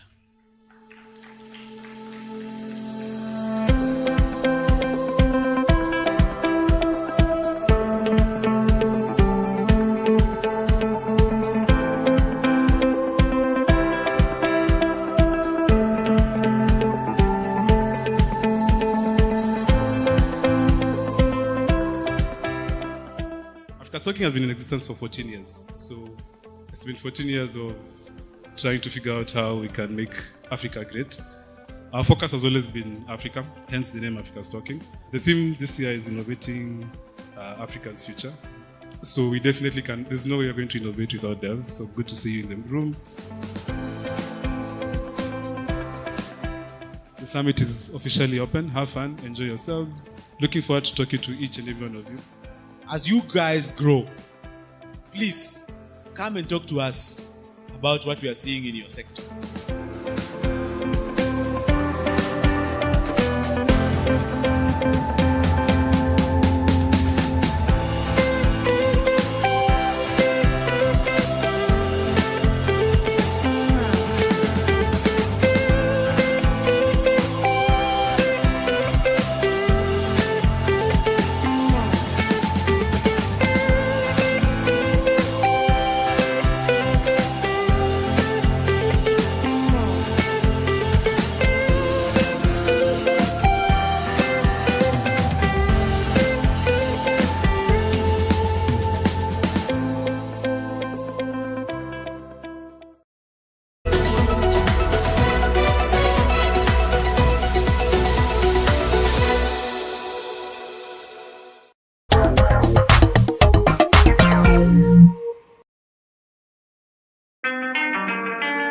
Onassis on the beat, Sylvester Kabombo. Yeah. Amalala gakube chigwo, amalala gakube chigwo, enume ye chigwo. Yeah. Volume nyongere, oba owamala. Yeah, awamala. Volume nyongere muko, oba owamala. Nedda, yongera mu. Volume nyongere, oba owamala. Yeah, awamala. Volume nyongere muko, oba owamala. Nedda, yongera mu. Tula, kalira ulize mbozi bula muntu walira byenkubulira passport nga chali wange walakira. Ebyo byolepuka, bijja kulakira. Kotandisa agabozi kwaba basebekira. Okoze kene nyo enzijjo kuzibikira. Oja kuna kuwala kubalaba kumatikira. Babadde basebekira kati nga bakulembera. Nakazindaalo nga batuyimbira. Vava kumalala temuli bibala bona gavirako ku ngalo. Emikwano gibalabala. Bulamu si butereevu busala ebigoli. Noyo noli ebizibu bitusimbira line nga kasoli. Ozala ebika by'emmere bikulisa emboli nga weekwese ebyo wango balabira mu kamoli. Ocho kusongamu uyo kapoli gwe twayogerako wamachati 8 cent oyo munyongere oba owamala. Yeah, awamala. Volume nyongere muko oba owamala. Nedda, yongera mu. Volume nyongere oba owamala. Yeah, awamala. Volume nyongere muko oba owamala. Nedda, yongera mu. Bwagula enzirusi atagula yazza musango. Lwachoji walabanya ngago bwengo. Bagamba owebbango ftumutegera ku mulyango. Kirizagana katugomukire totumenyera omwango. pulire moroka tonna gikuta olinda yesu wanaalidde okugimanyira lekaleka bano batuuke nga banyirira lwaki obakuba ebizi oyagala batomera agamalala gasana kuluyira Sylvester ku ngoma rhymes gankwira I get the job done call me whatever you want to I hope to make you a person they look up to not to divide society into two and put two there's nowhere you are going to mutuntu bulirira ne burubaruba tu bulambwe mutomatu kankusibirire tu ensi gyozanyise kugayanga meketu weketu muganda witu wetereze mwatu oli munyongere oba owamala awamala oli munyongere muko oba owamala nedda yongera mu oli munyongere oba owamala awamala oli munyongere muko oba owamala nedda yongera mu amalala gakuba ekigwo amalala gakuba ekigwo enume y'ekigwo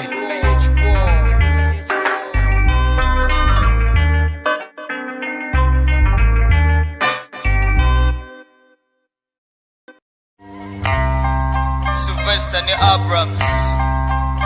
This goes out to our fallen soldier Pitek, aka Paul Mwanda, and to all those people in the everyday struggle.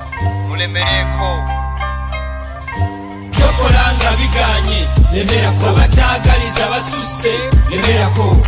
Gumikiriza, lemerako. Tuli balumungo wangudde, lemerako. Yokolanga byesibye nnyo, lemerako. N'abatesi beetawula nnyo, lemerako. Gumikiriza, lemerako. Tuli balumungo wangudde, lemerako.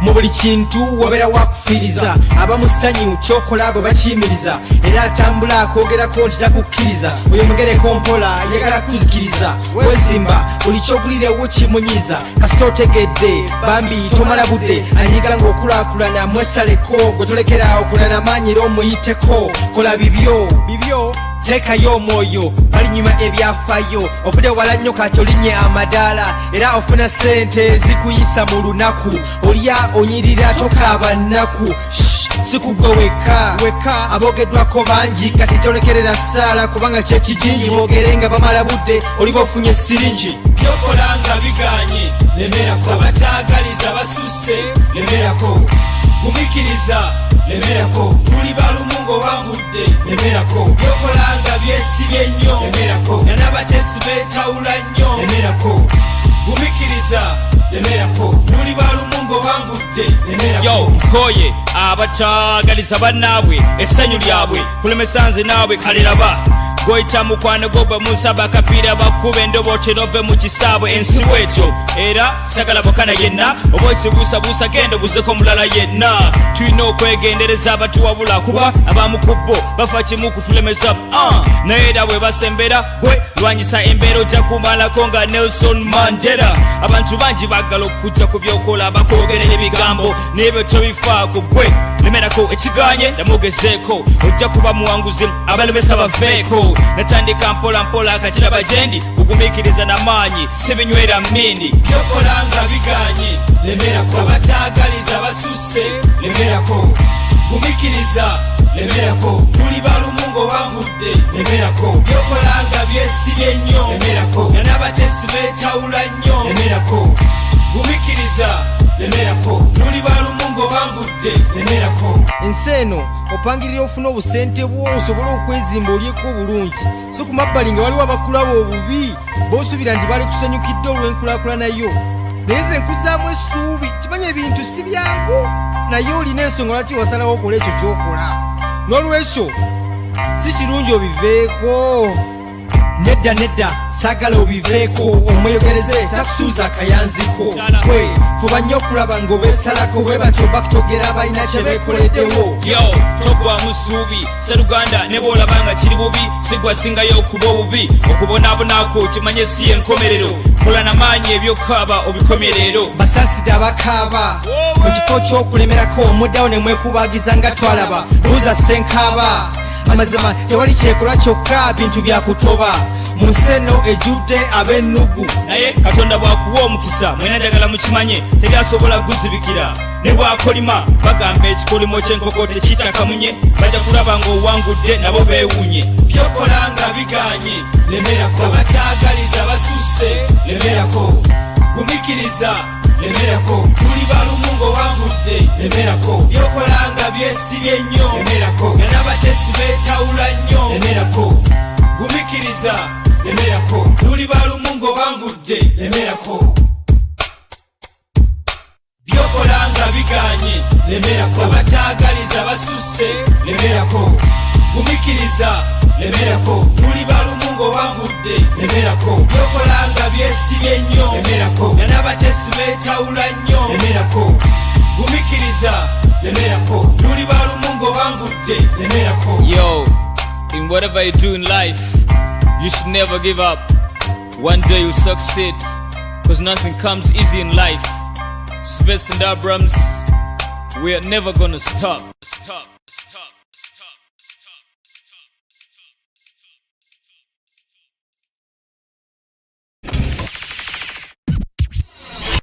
Mando ya Musa, twesala bukumba sibya Medusa. Tolina kalimo falo liluza. Reconnaissance, Beba producer. Got chains on my neck and I'm looking like Kunta. Wanna close, boy I'm a shooter. I'm the boss with a dream like Luther. Namuongo boy, that's the hood I'm coming from and I thought you knew that. Thugs and drug dealers, body mukako na.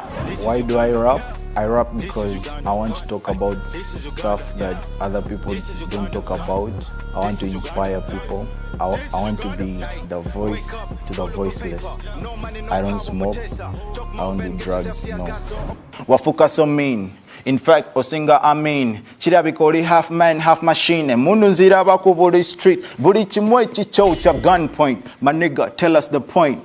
Power to the people. Tebichakola kubanga nobulula baniga babubba. Ba good cop, baba kuba masasi. Our only hope ne baba kwata. Ba MPs, baba kuba kalimo rufu na kalulu nebebaka. Katite muji kwata ko. This is Leo Rich, rated fresh on XXL. Ruba. Yeah. Leo Rich. Oh yeah. This is Uganda. This is Uganda. This is Uganda. This is Uganda. This is Uganda. This is Uganda. This is Uganda. This is Uganda. Hey. Wake up, go look for paper. No money, no power, Mutesa. Talk more and get yourself to your gas, so all we do is look for the pesa. Uganda Zabu, rest in peace Zakayo. I'm from the 256, born with the heart of a lion. Don't talk about Alicia Keys, we got Irene and Desire. Yeah, think Trump is shit, yeah, should come see ours. An MPP's on the wall, pays 40K and free he goes. After 20 years of school, you still won't get a decent job. A rich man shoots, then a poor man gets locked up, but not for long. This is Uganda, brother, ain't nobody gives a fuck. Uganda, Uganda, Uganda, Uganda, Uganda, my country. Uganda, Uganda, Uganda, Uganda, Uganda, my country. Oh dear God up in heaven, bless my country. Oh dear God in heaven, please bless my country. Oh yeah. This is Uganda. This is Uganda. This is Uganda. This is Uganda. This is Uganda. This is Uganda. This is Uganda.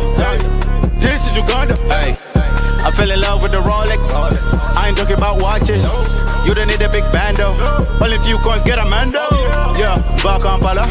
Chino se chivuga chapafala. Smartphone yakavitu jitwala. Do for the 256. Uganda. Can't touch my flow like a crested train. Dropped out of school, got a different brain. The eyes tell them that my future's faint. You and your stupid ass claim. This is Uganda, part of Africa. Do what you wanna. Go to school, read your books, or else smoke marijuana. I don't care what you do as long as you're in your fanya.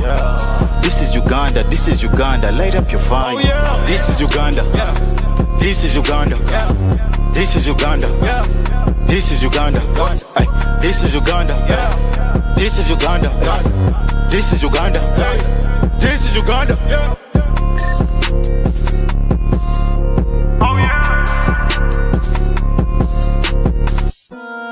Uganda, Uganda, Uganda, Uganda, Uganda, my country. Uganda, Uganda, Uganda, Uganda, Uganda, my country. Oh dear God in heaven, please bless my country. Oh dear God in heaven, please bless my country.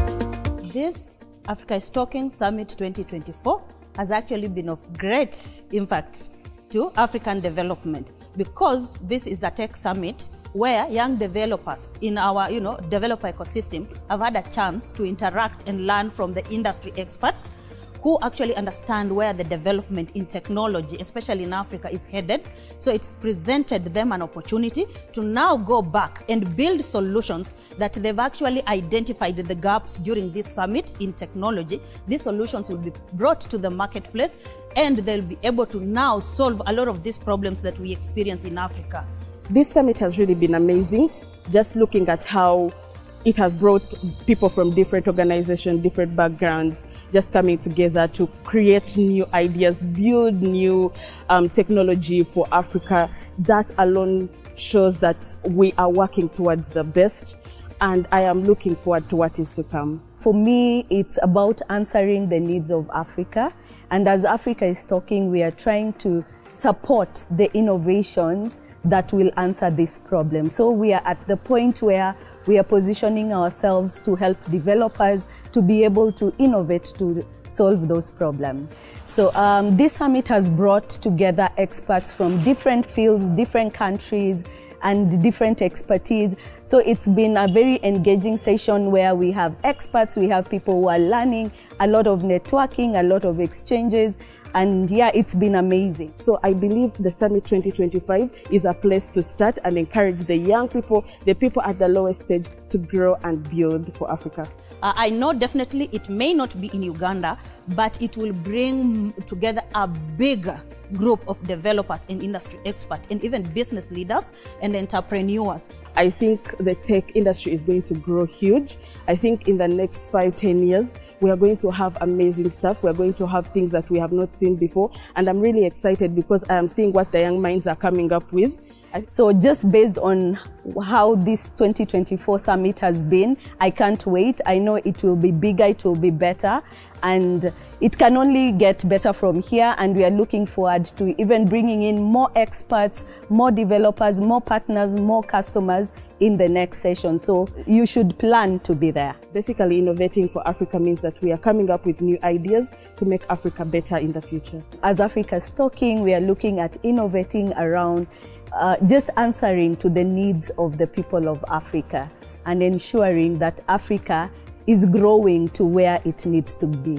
To me, I look at it from an opportunity because with the software engineering, they have ability to really build solutions that will innovate Africa.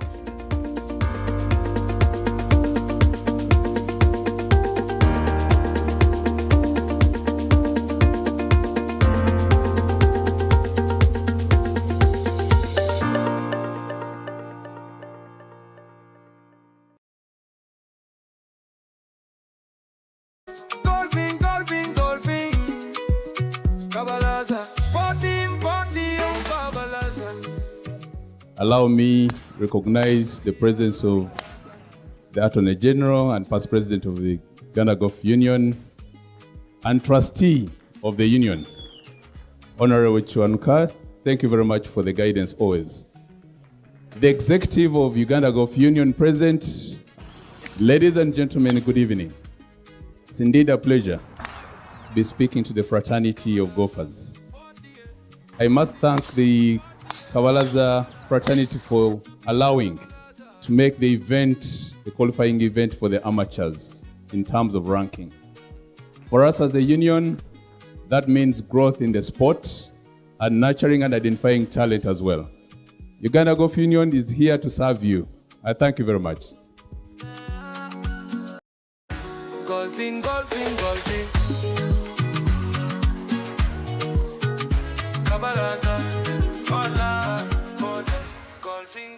Thank you so much for the organizers of Kavalaza Open Championship. It was what we would call the full buffet. I teed off very well. We first agreed on the tee box. We had the pros playing in this tournament. Thank you so much. That is not very easy to get the pros to play at a tournament. The amateurs playing for a cash prize. And also, of course, the subsidiary. All of us who played in this event. Kabalaza, oye! Thank you very much. Allow me to appreciate our sponsors. I would like to thank you and welcome you to the second edition of the Kabalaza Championship with our theme, Golf with a Purpose. It has been a 4-day event of which we had gross players men, gross players ladies, and of course the pros. The gross players men and ladies played over 3 days, and the pros played over 2 days. I don't have much to say. Basically, I'm here to appreciate a group of people called the Kabalaza who have come together and give us a chance as professional golfers. All we need as professional golfers is keep playing more events, because that's the only way we can get better. Kabalaza, party, oh Kabalaza, I want to be a Kabalaza.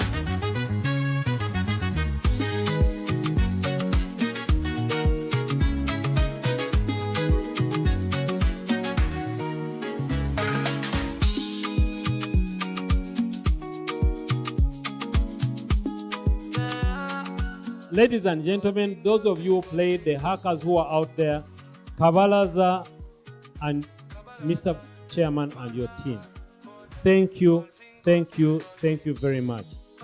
We hope that this will continue to grow bigger and bigger, and we hope that the next time we come here to participate in this event, there will be even more golfers from not only Finland, but the rest of the world. Ladies and gentlemen, enjoy yourselves, and may God continue to bless you all and keep you. Thank you very much, ladies and gentlemen. 1, 2, 3. Are you guys doing okay, ladies and gentlemen? Come on. Time to party.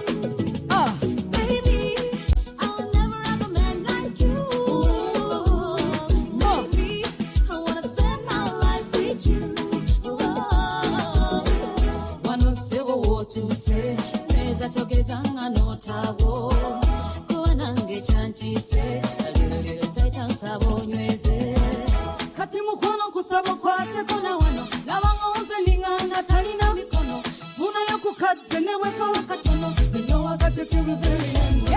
Some body like killing my head. Oh, love you and you be so ready. Baby, siri muzanyi wa bet na you don't love you chibimba kansiga mutwalo.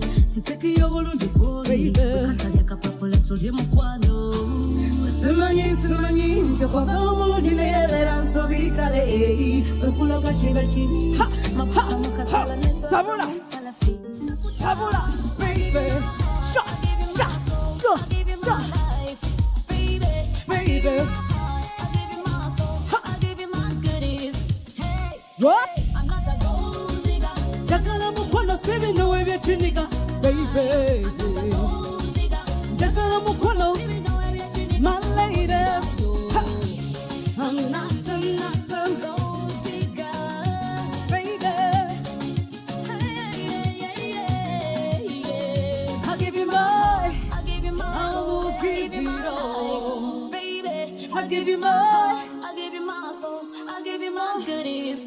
Jackie, thank you so much, Kabalaza. Enjoy your night.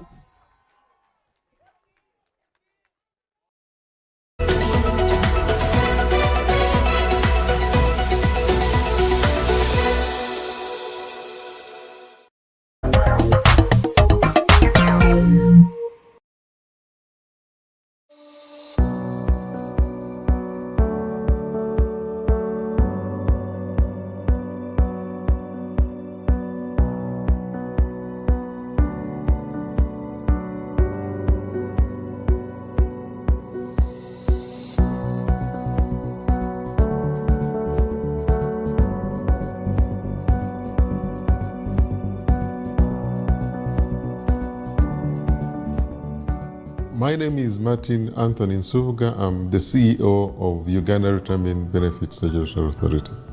And I've served the institution until now. We have grown to the position of the Chief Executive Officer. So I've seen UBRA since its establishment. I was also the person who started the organization as interim CEO for the organization. My role was to set up the organization, and here we are.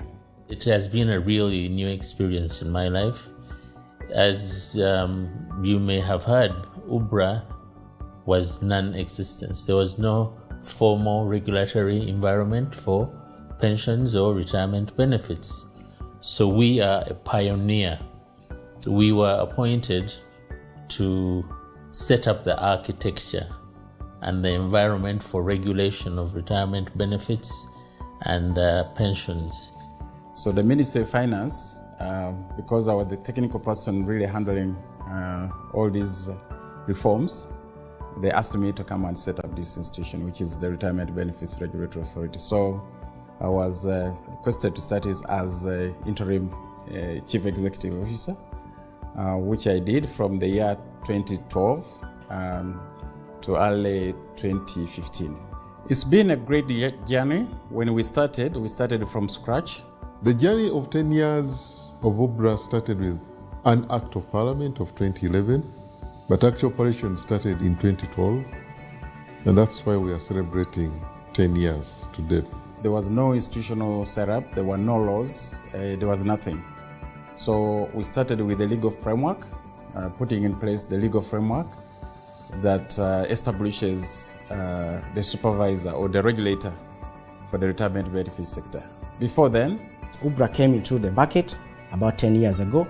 The first thing they did, right from their first offices at Communications House, was to take stock of the market. Who are the players? Who are the retirement players in the market? Who are the service providers? Which schemes are operating in the market? Service to note that there was already something happening in the market, even before UBRA came to play.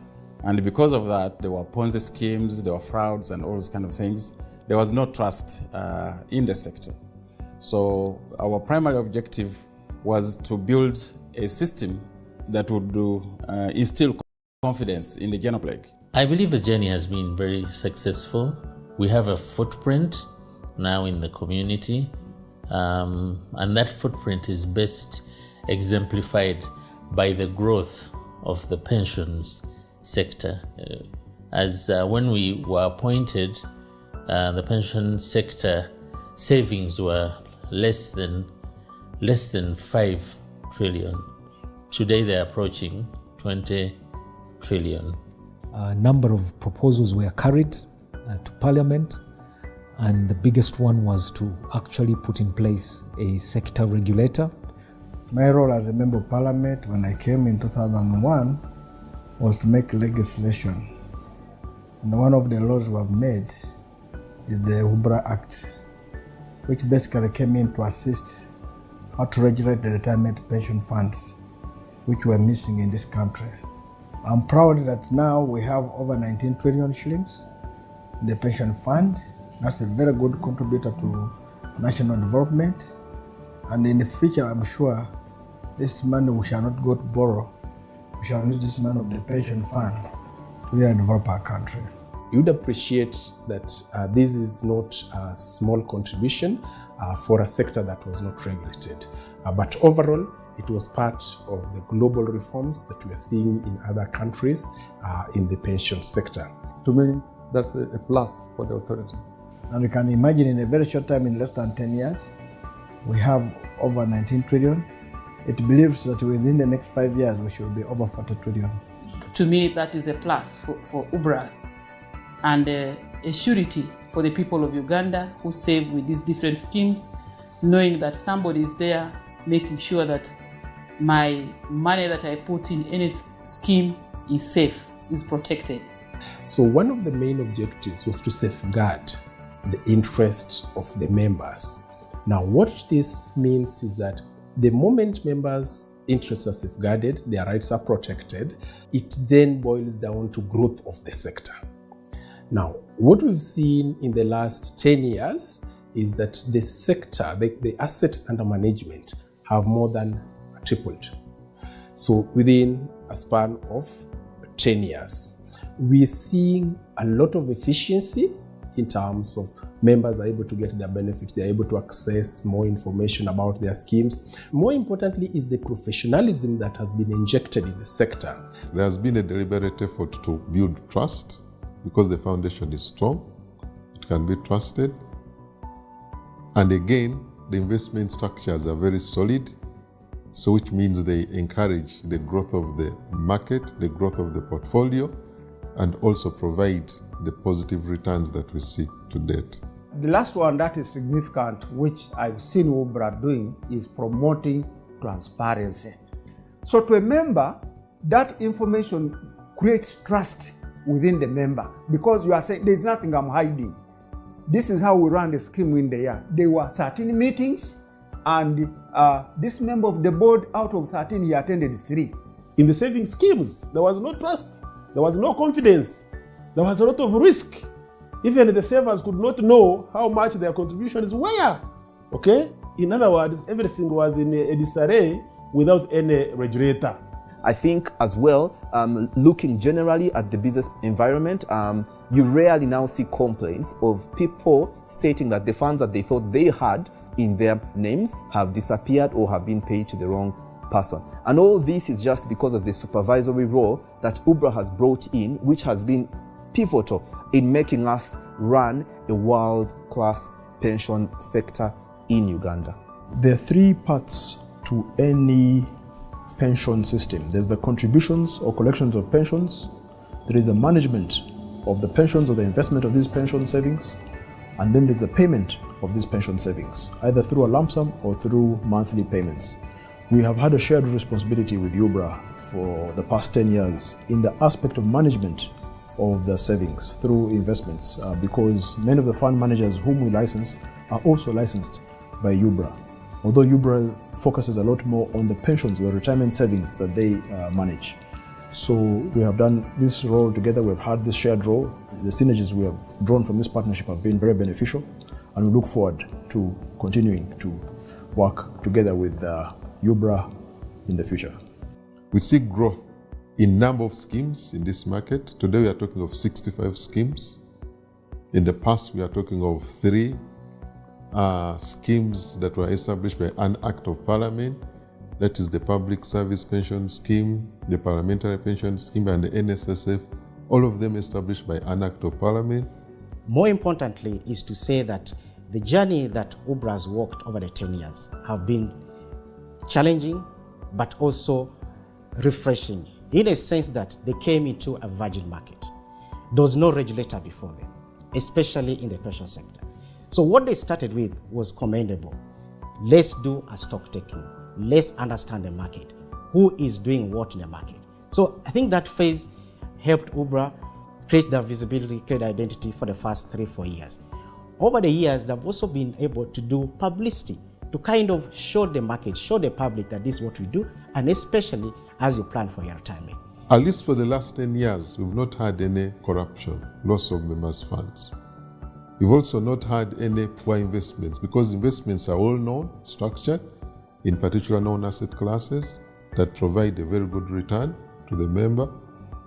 And actually in this period in time, that's when the sector has witnessed high returns to the members, double-digit returns for the last 5 years or thereabout. So, in my opinion, that is trust from the general public that we are doing the right thing, and we hope that we continue to do that. In the next 10 years, what I would like to really see going forward is the spread of coverage, because the pension sector as it is now is really in the formal sector. And when you look at the working population of Uganda, if you even put it at around 20 to 25 million, the working population, not even 3 million are covered by pensions. I think my main message to UBRA is, first of all, to thank the CEO, Mr. Martin Nsubuga, and his team for supporting the pension reforms that have taken place so far, but also to remind the team that there's still some work to be done. It's not over, there's still some reforms that need to be done, particularly in the area of limiting access to long-term savings. So Martin and team, please don't rest. There's still some more work to be done to grow the domestic savings base of this country.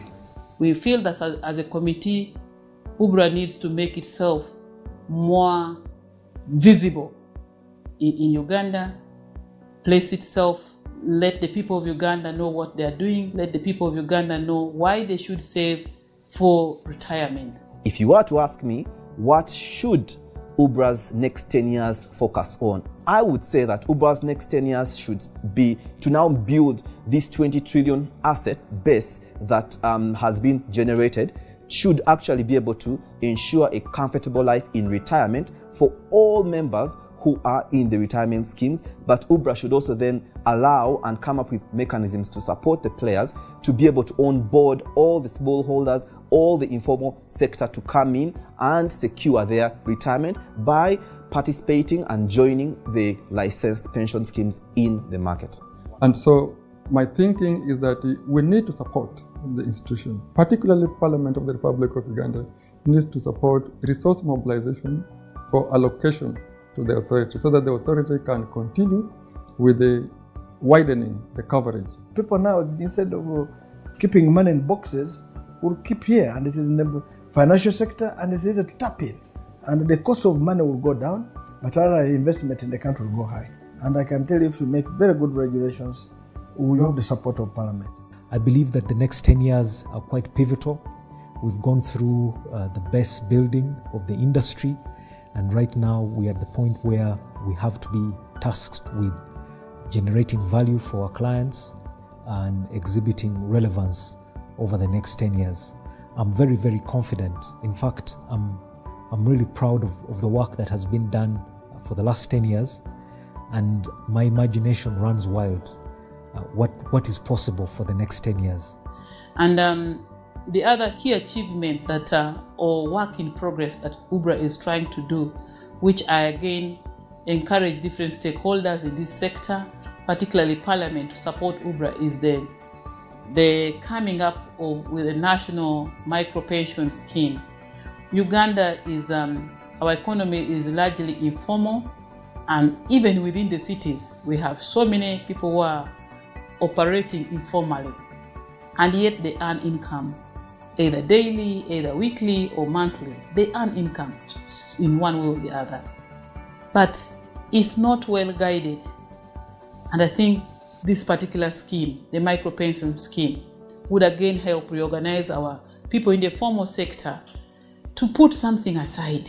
Because if you are in our market today, if you're a road vendor today, if you're a hawker today, if you're a border today, if you're a fisherman today, you still have that energy to go nearly every day in the waters and do fishing, to go to Nakawa market every morning to pick tomatoes, vegetables. But that strength with time, as years come by, begins to dwindle. That means the same basket that you can carry now, you are not able to carry in the next 5 years or 10. So our focus, what really keeps us awake? When I wake up in the morning, that drives my day, protection of members' funds. So what I see going forward for the next 10 years is an organization that is efficient, that is creating value for the benefits. Efficiency meaning when I contribute, I must be guaranteed that 20 years from now, 30 years from now, when I retire, my money will be there. And ensuring that the monies that I contribute are invested in assets that will make my money grow. Not just putting in 1 shilling, and 20 years you're paid 1 shilling. When I put in 1 shilling, I should be paid 100 shillings at the end of 30 years. And that's the objective, and that's efficiency. I think to the customer out there who might not even think they are a customer because you ride a border, you are in the garden, you don't even have anything to your name, UBRA will find you wherever you are and will look after you because it's their mandate to look after you in retirement. And they can only look after you in retirement if you avail yourself now.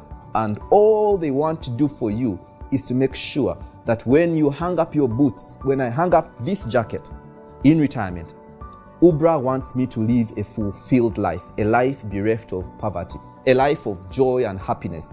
And UBRA works with people and different entities to deliver that. As service providers, I think we'd want to say congratulations again, UBRA. We feel the heat sometimes, but we are ready for the task. As we celebrate let's also remember that there are those who are not yet part of the saving culture, and we find ways of bringing them forward. I wish you a happy celebration. As we celebrate 10 years of service protecting retirement benefits in this country, allow me to thank the Board of Directors of Uganda Retirement Benefits Regulatory Authority. You have been very instrumental and very focused. Allow me also to thank the staff and management of UBRA. You have supported the cause. Allow me also to thank my predecessors, the first interim CEO, Mr. Moses Bekavio, the Chief Executive Officer, my immediate predecessor, Mr. Bonyi David Nyakundi, the government of Uganda who have supported us, providing us with all the resources that we need from the day UBRA started up to now, the regulated entities, the stakeholders, the fund managers, the custodians, the administrators. Without you, we would not be talking of structures of governance in this market. And of course, the members who are saving, who have trusted us, who have continuously saved with the different schemes. Allow me to assure you that as we deliberate on this direction for the next years of service, at UBRA, we shall continue to protect your retirement benefits. May God bless you. May God bless your families. May God bless our country, Uganda. Let us celebrate as we thank God.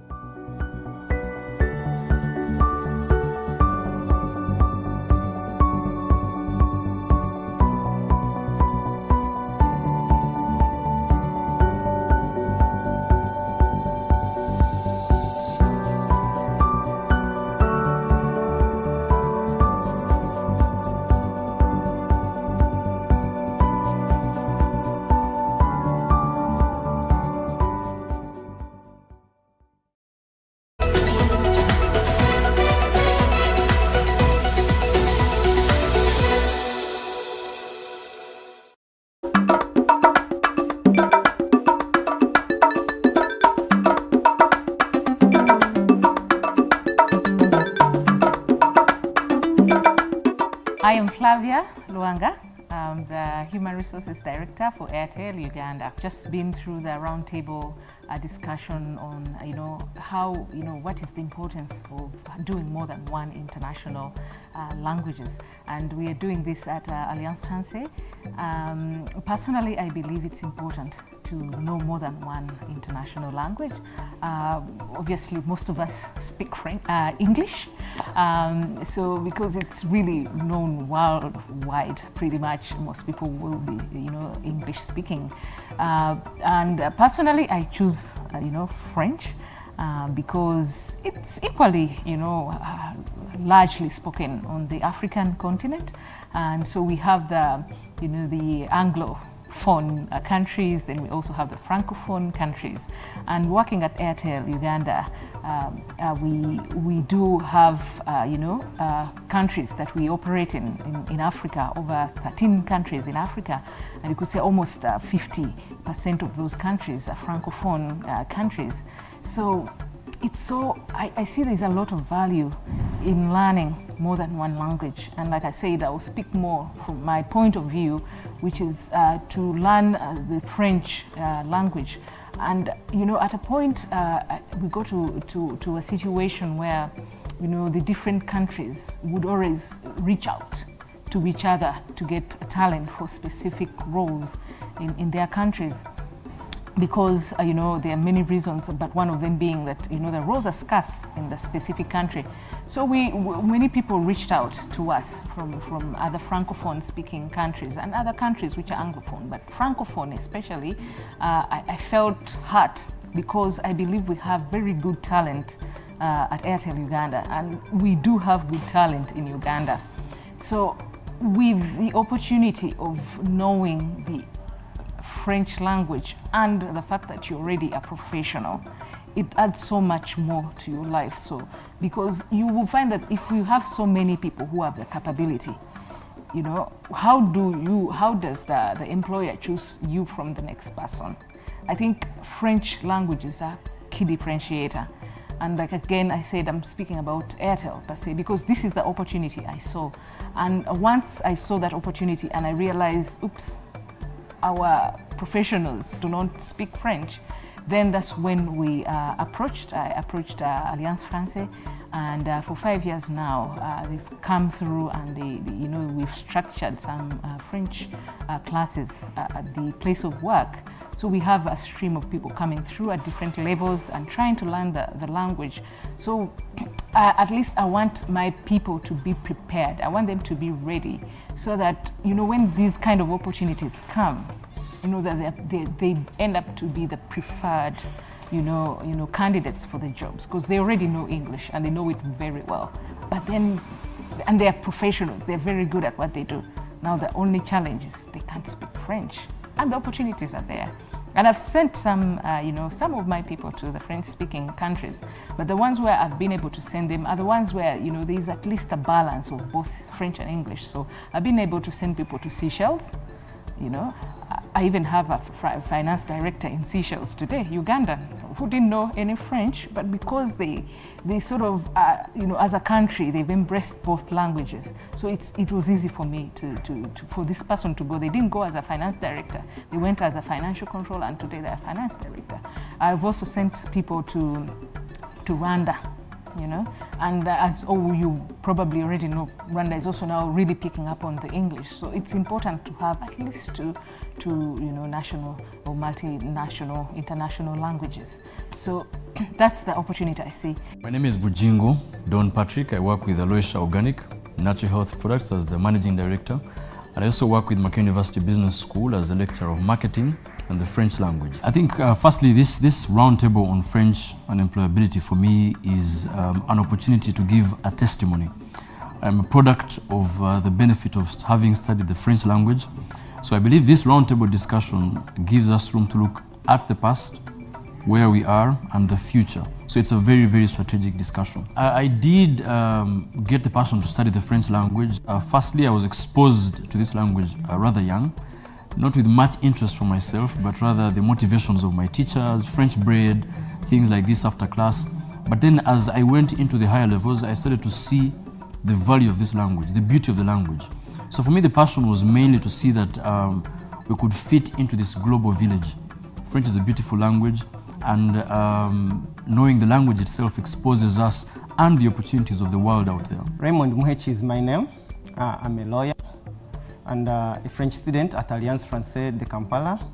I'm very much interested in French, and I love the French language because of the opportunities it presents to not only my profession, but also to the people I work with. I'm a lawyer, and my work is mostly into international law, as well as in Uganda. I do private practice in Uganda as well, in addition to the international law work I do around the world. And my experience in my international law field has been challenging in the past because of not being able to speak the French language. I've been missing out on several work engagements, and I've also had challenges in some work engagements. Shared some experiences. One I had recently in 2019 in Benin, where I lost a job opportunity with United Nations because I couldn't speak the French language. And when last year I was in France, I was left on a train because I couldn't understand what they were saying on the train, and I missed my stop. So these challenges that I kept facing showed me why I need to learn the French language, why I need to add French to the English language. Not only is it important to my work, but also interacting with the other people around the world. When I saw this program being organized by Alliance Française and the partners on French language and employability, I realized that I must attend this event. Not only is this event going to inspire me to, learning a language requires commitment and inspiration. Not only is this event going to inspire me, but I'll also learn how to inspire people and also meet the top employers who are going to tell us why the French language is important to them, why they pick out someone with French language as an addition to work in their companies and organizations, and doesn't matter whatever profession all professions, engineering, we're seeing journalism, we're seeing the legal practice as well, we're seeing all professions require the French language. And noting that also we're seeing more French countries connecting to East Africa, DRC, Burundi, Rwanda. This program becomes very important for us to really, take on. I'm Gloria Rodriguez, and I am working with International Organization for Migration. I am the Human HR Resources Officer here in the IOM Uganda. I already mentioned it in the panel or discussion. You see, as International Migration Organization, we are very open to diversity, and our job deploys us in different countries all over the world. So it's important that when you as an IOM staff member get to become an international officer and you're assigned to a certain country and it speaks French, and you have to have that language skills, which is French. And as I mentioned also a while ago, I was surprised that in Africa, the countries speaking French is so many compared to the European part. So that's why we require ourselves to learn a second language or a third language if we can, as much as possible, because you really have to blend in the culture, and language is the key to the culture of the country.